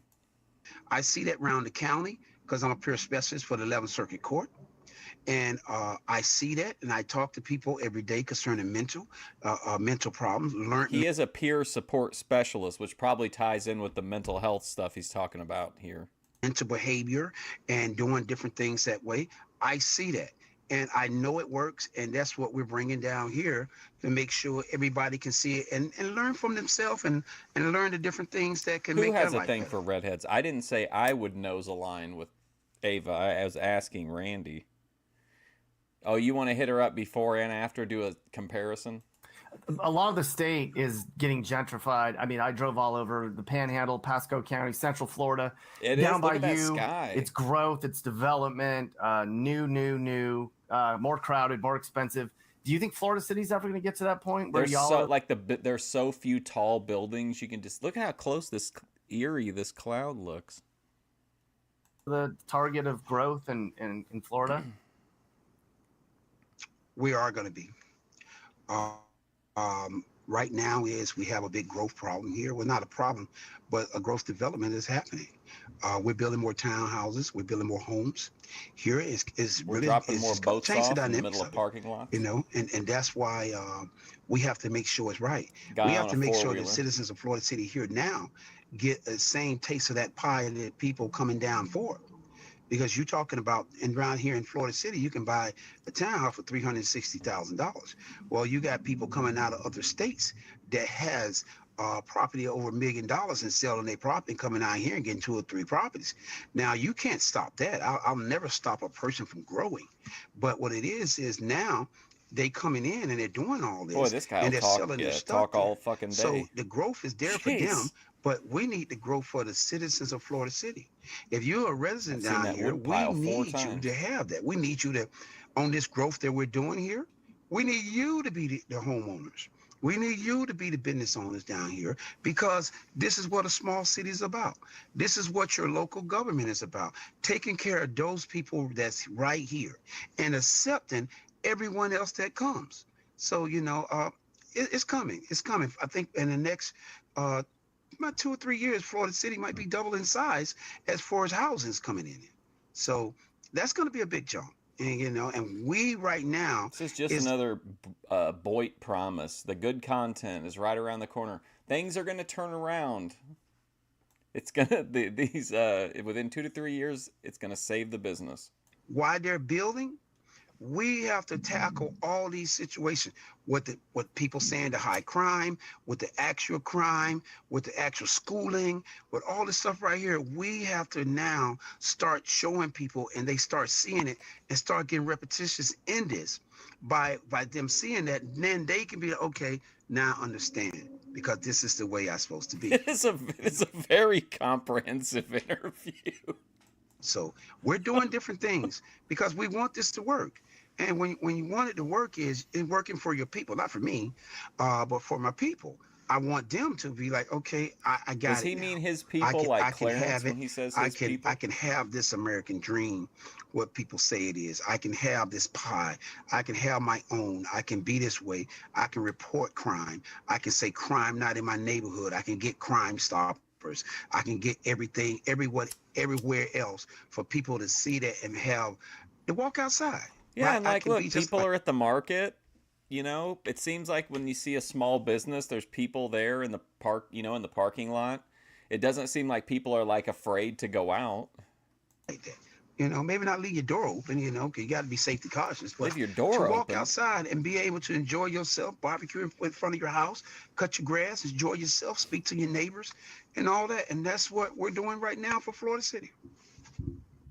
That is honestly one of the best things you can do is talk to your neighbors. But we just live in such a weird society that, like, that's almost like frowned upon, or like we're just so isolated we don't want to whatever. But I mean, like, having a good, knowing your neighbors and having a good like support system can make a big difference for like if something happens at your place or whatever, like just having people that would notice and, you know, call or something. Yeah, ask you, how do you feel about the state of America, where America's going today, as of 2022? Well, I have to answer that is by asking which way are you talking about? You know, because I cover many areas, and I have to ask you which way you're talking. What state of America as far as what? I just America, where the country is right now in terms of the economy, crime, politics, everything that we see on the news. And you could have an optimistic viewpoint or a pessimistic. I'm just asking your opinion. How do you feel about the state of the country right now? I don't like this gun violence. I don't like that at all. He's anti-gun I violence. believe in the Bill of Rights. I believe in American ideas, but I don't like this gun violence. I think that, be honest with you, because we have so much, we're soft on a lot of things that we're allowing to happen. We're using our political views instead of looking at the human way of how things are supposed to be and how it goes. I think that we can do more tackling of our American citizens instead of going around the country doing a lot of things, because I'm a soldier, and that's what I did for 20 years. But I think the American people needs help more. I know we can Yeah, as and a I mean, country. for the most part, every once in a while you'll see some yards that aren't, but most of them look at least like decently maintained. I know, we're the best country in the world today, greatest military, greatest whatever it is, but that's what we are. But I know we can help our people more. I think we can tackle these cities, these big cities. We can tackle them more. We can give more help. We can do more patrolling. I just think we have to be realistic on what it this is, guy can and go, let our dude. people know that it's going to get hard before it gets easy. We got to get hard. I think it should be more police force. Why are they doing it? I know a lot of people are not going to like that, but I think it is.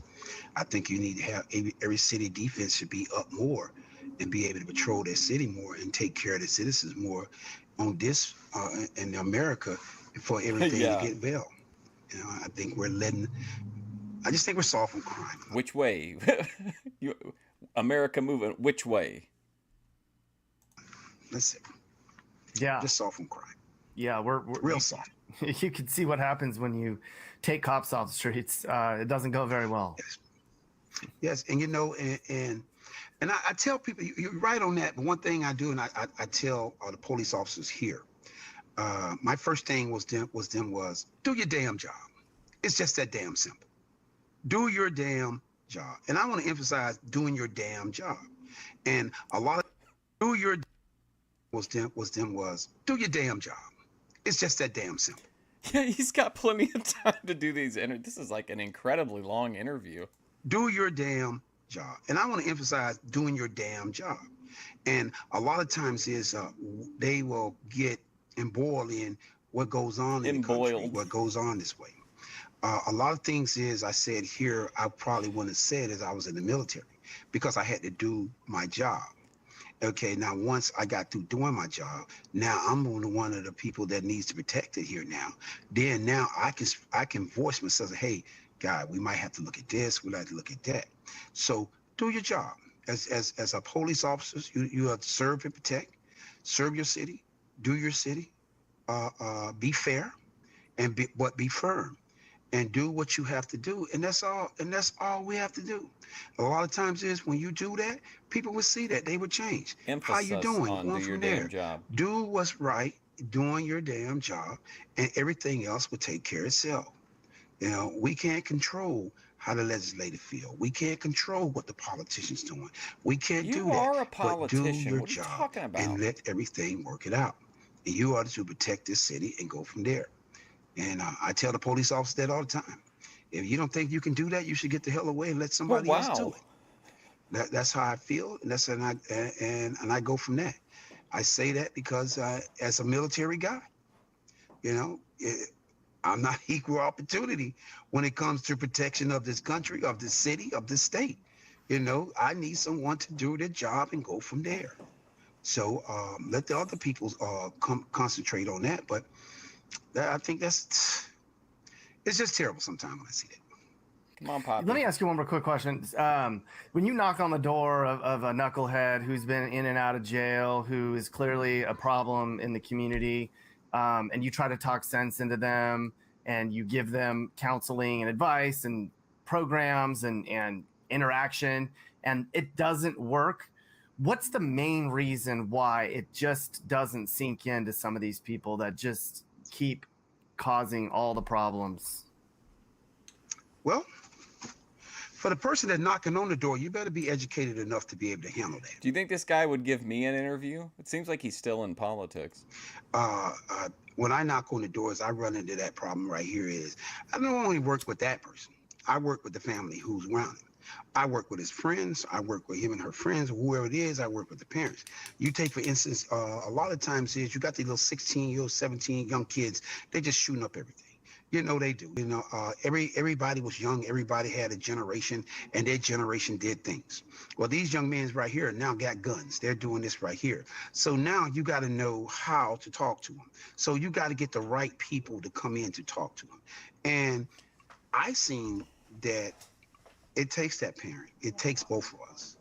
You know, the outside force and the parent. Or as an adult, it takes somebody else to come in.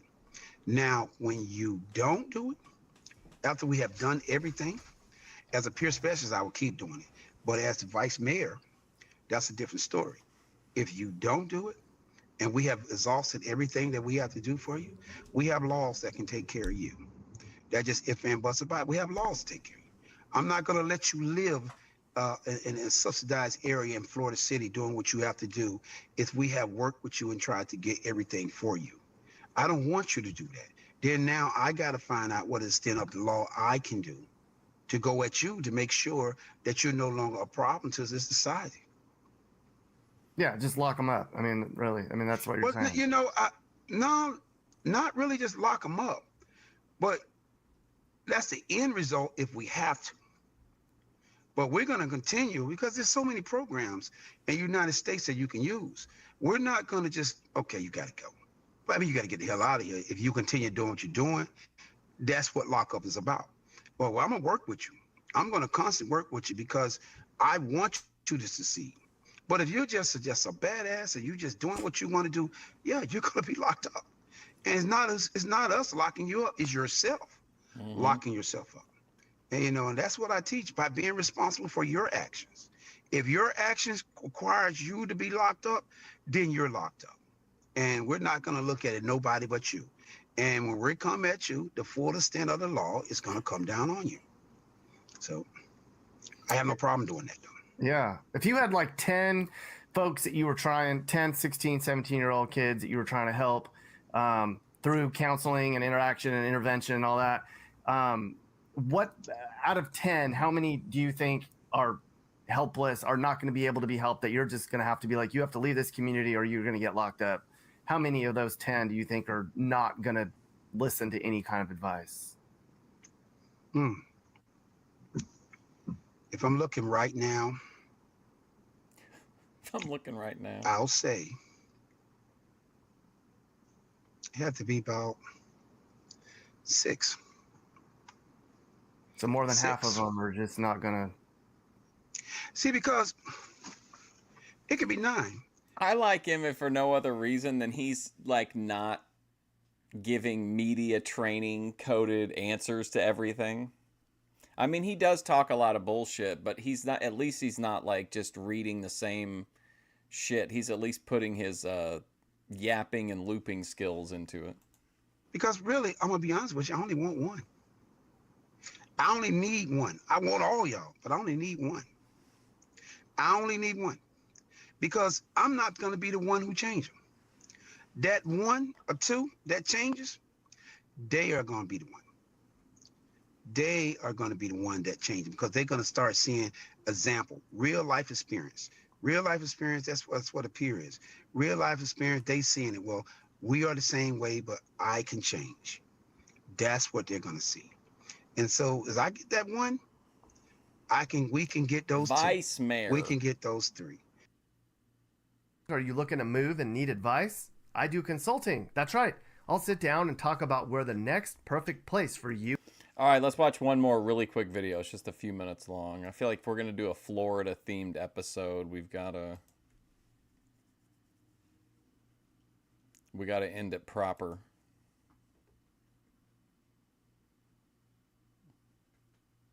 Here we go. On San Carlos Island at Fort Myers Beach, a shocking incident unfolded at Hurricane Tina's bar. Deputies say a 97-year-old bartender was punched in the face after refusing to serve another drink. Is this AI? This looks like... Are they making fake body cams? This can't be real, right? Or is this telling a back... Is it using AI to do the background? This can't be part of the actual video.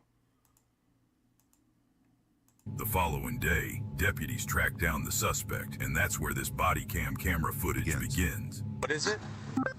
Danichenko. Spell it for me. D-E.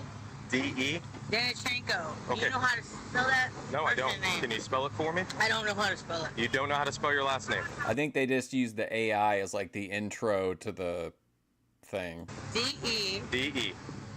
Danichenko. Okay, spell it for me. Anyways, Anyways, you are not free to leave. That is the last time that I'm going to tell you. Okay? Spell your last name. Spell your last name. Why? I don't like to be by the pole, ugly ass leaf. Okay, what is your last name? Danichenko. Spell that.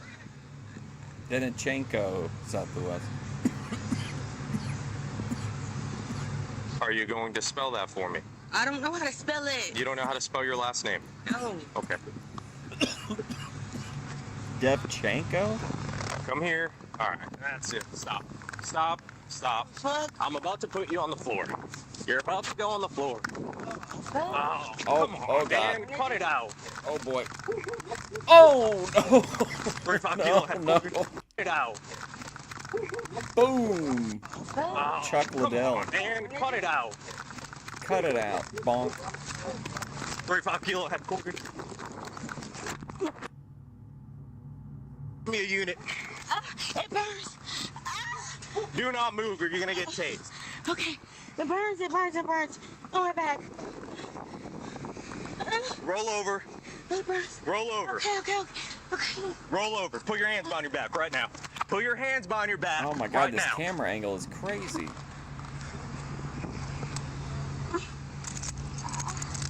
Bodachenko. Put your other hand behind your back right now. Put your other hand behind your back. Hold on.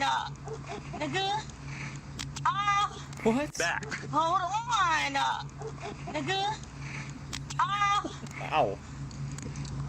Now I'll be good. Can I get my phone? Owie, owie. Stop. It burns, burns, burns, burns. Stand up then. Burns. You could sit right there.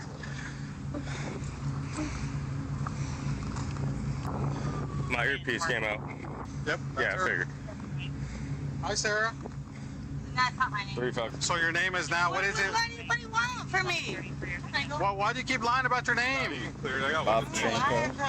Get where I need to go. Okay. All right, get her up. Put her on the car. Stand up. That way.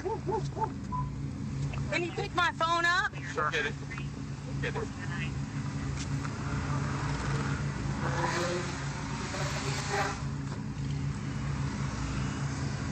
You don't have anything on you, do you? Oh, wait a minute. Okay.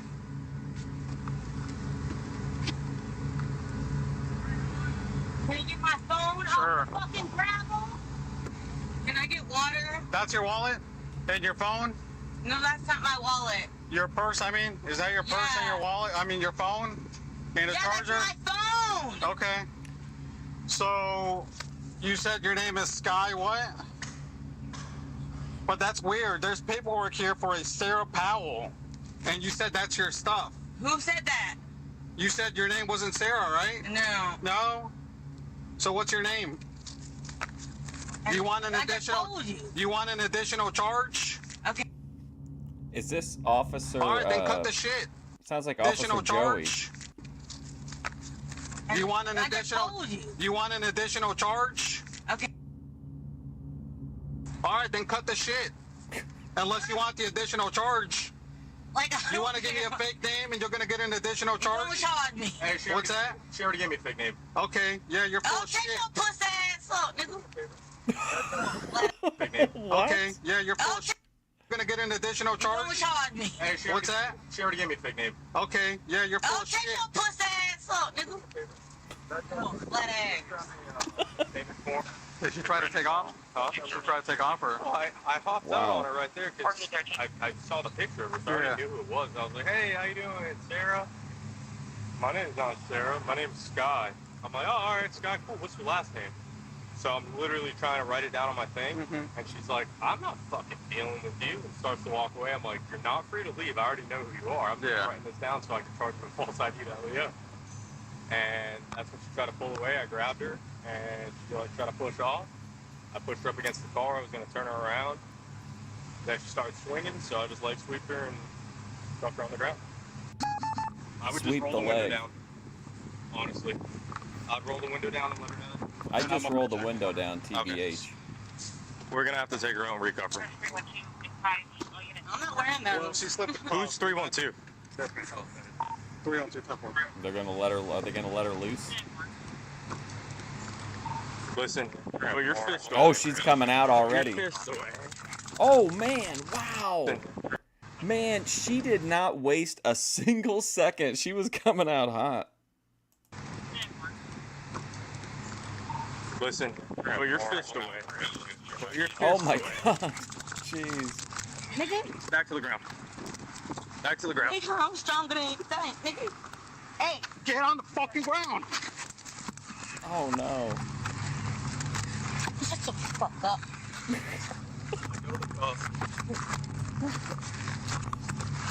Hey. Headquarters 312. I got you. 312. Hey, give me another. Oh, they had to Relax. recuff her. Man, she popped right out of there. As soon as there was any daylight, she was right out the door. Can you just repeat your last? This thing. I just wanted to make sure you had me on this call. I'm gonna look 312. All right, you get that other hand whenever you're ready. Get your fat ass off me. Get your fat ass off me. You mad or no?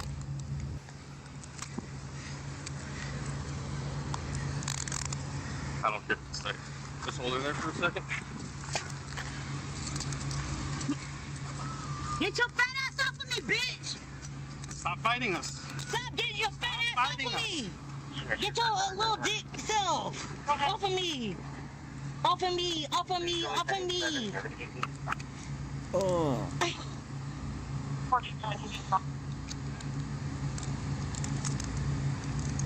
Bitch, wait till I get ill.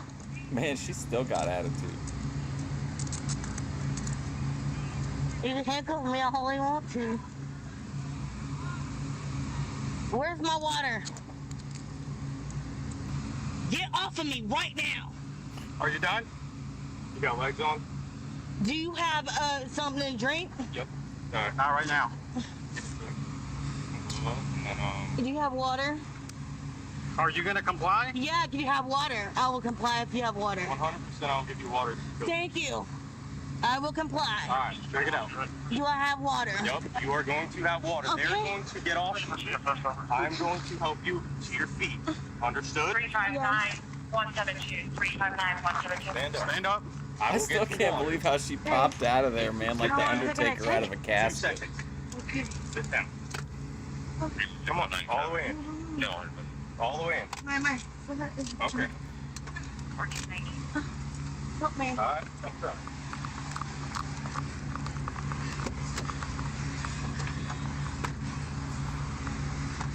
Now faces charges, including battery, on a person 65 years or older. Battery. Oh yeah, on because in the beginning we saw that what they came out for was the or she got picked up for was for punching the old lady at the bar the night before. law enforcement, resisting an officer, and providing a false ID to an officer. The 97-year-old bartender was left with swelling to her face and AI bar. That's got to be an AI bartender.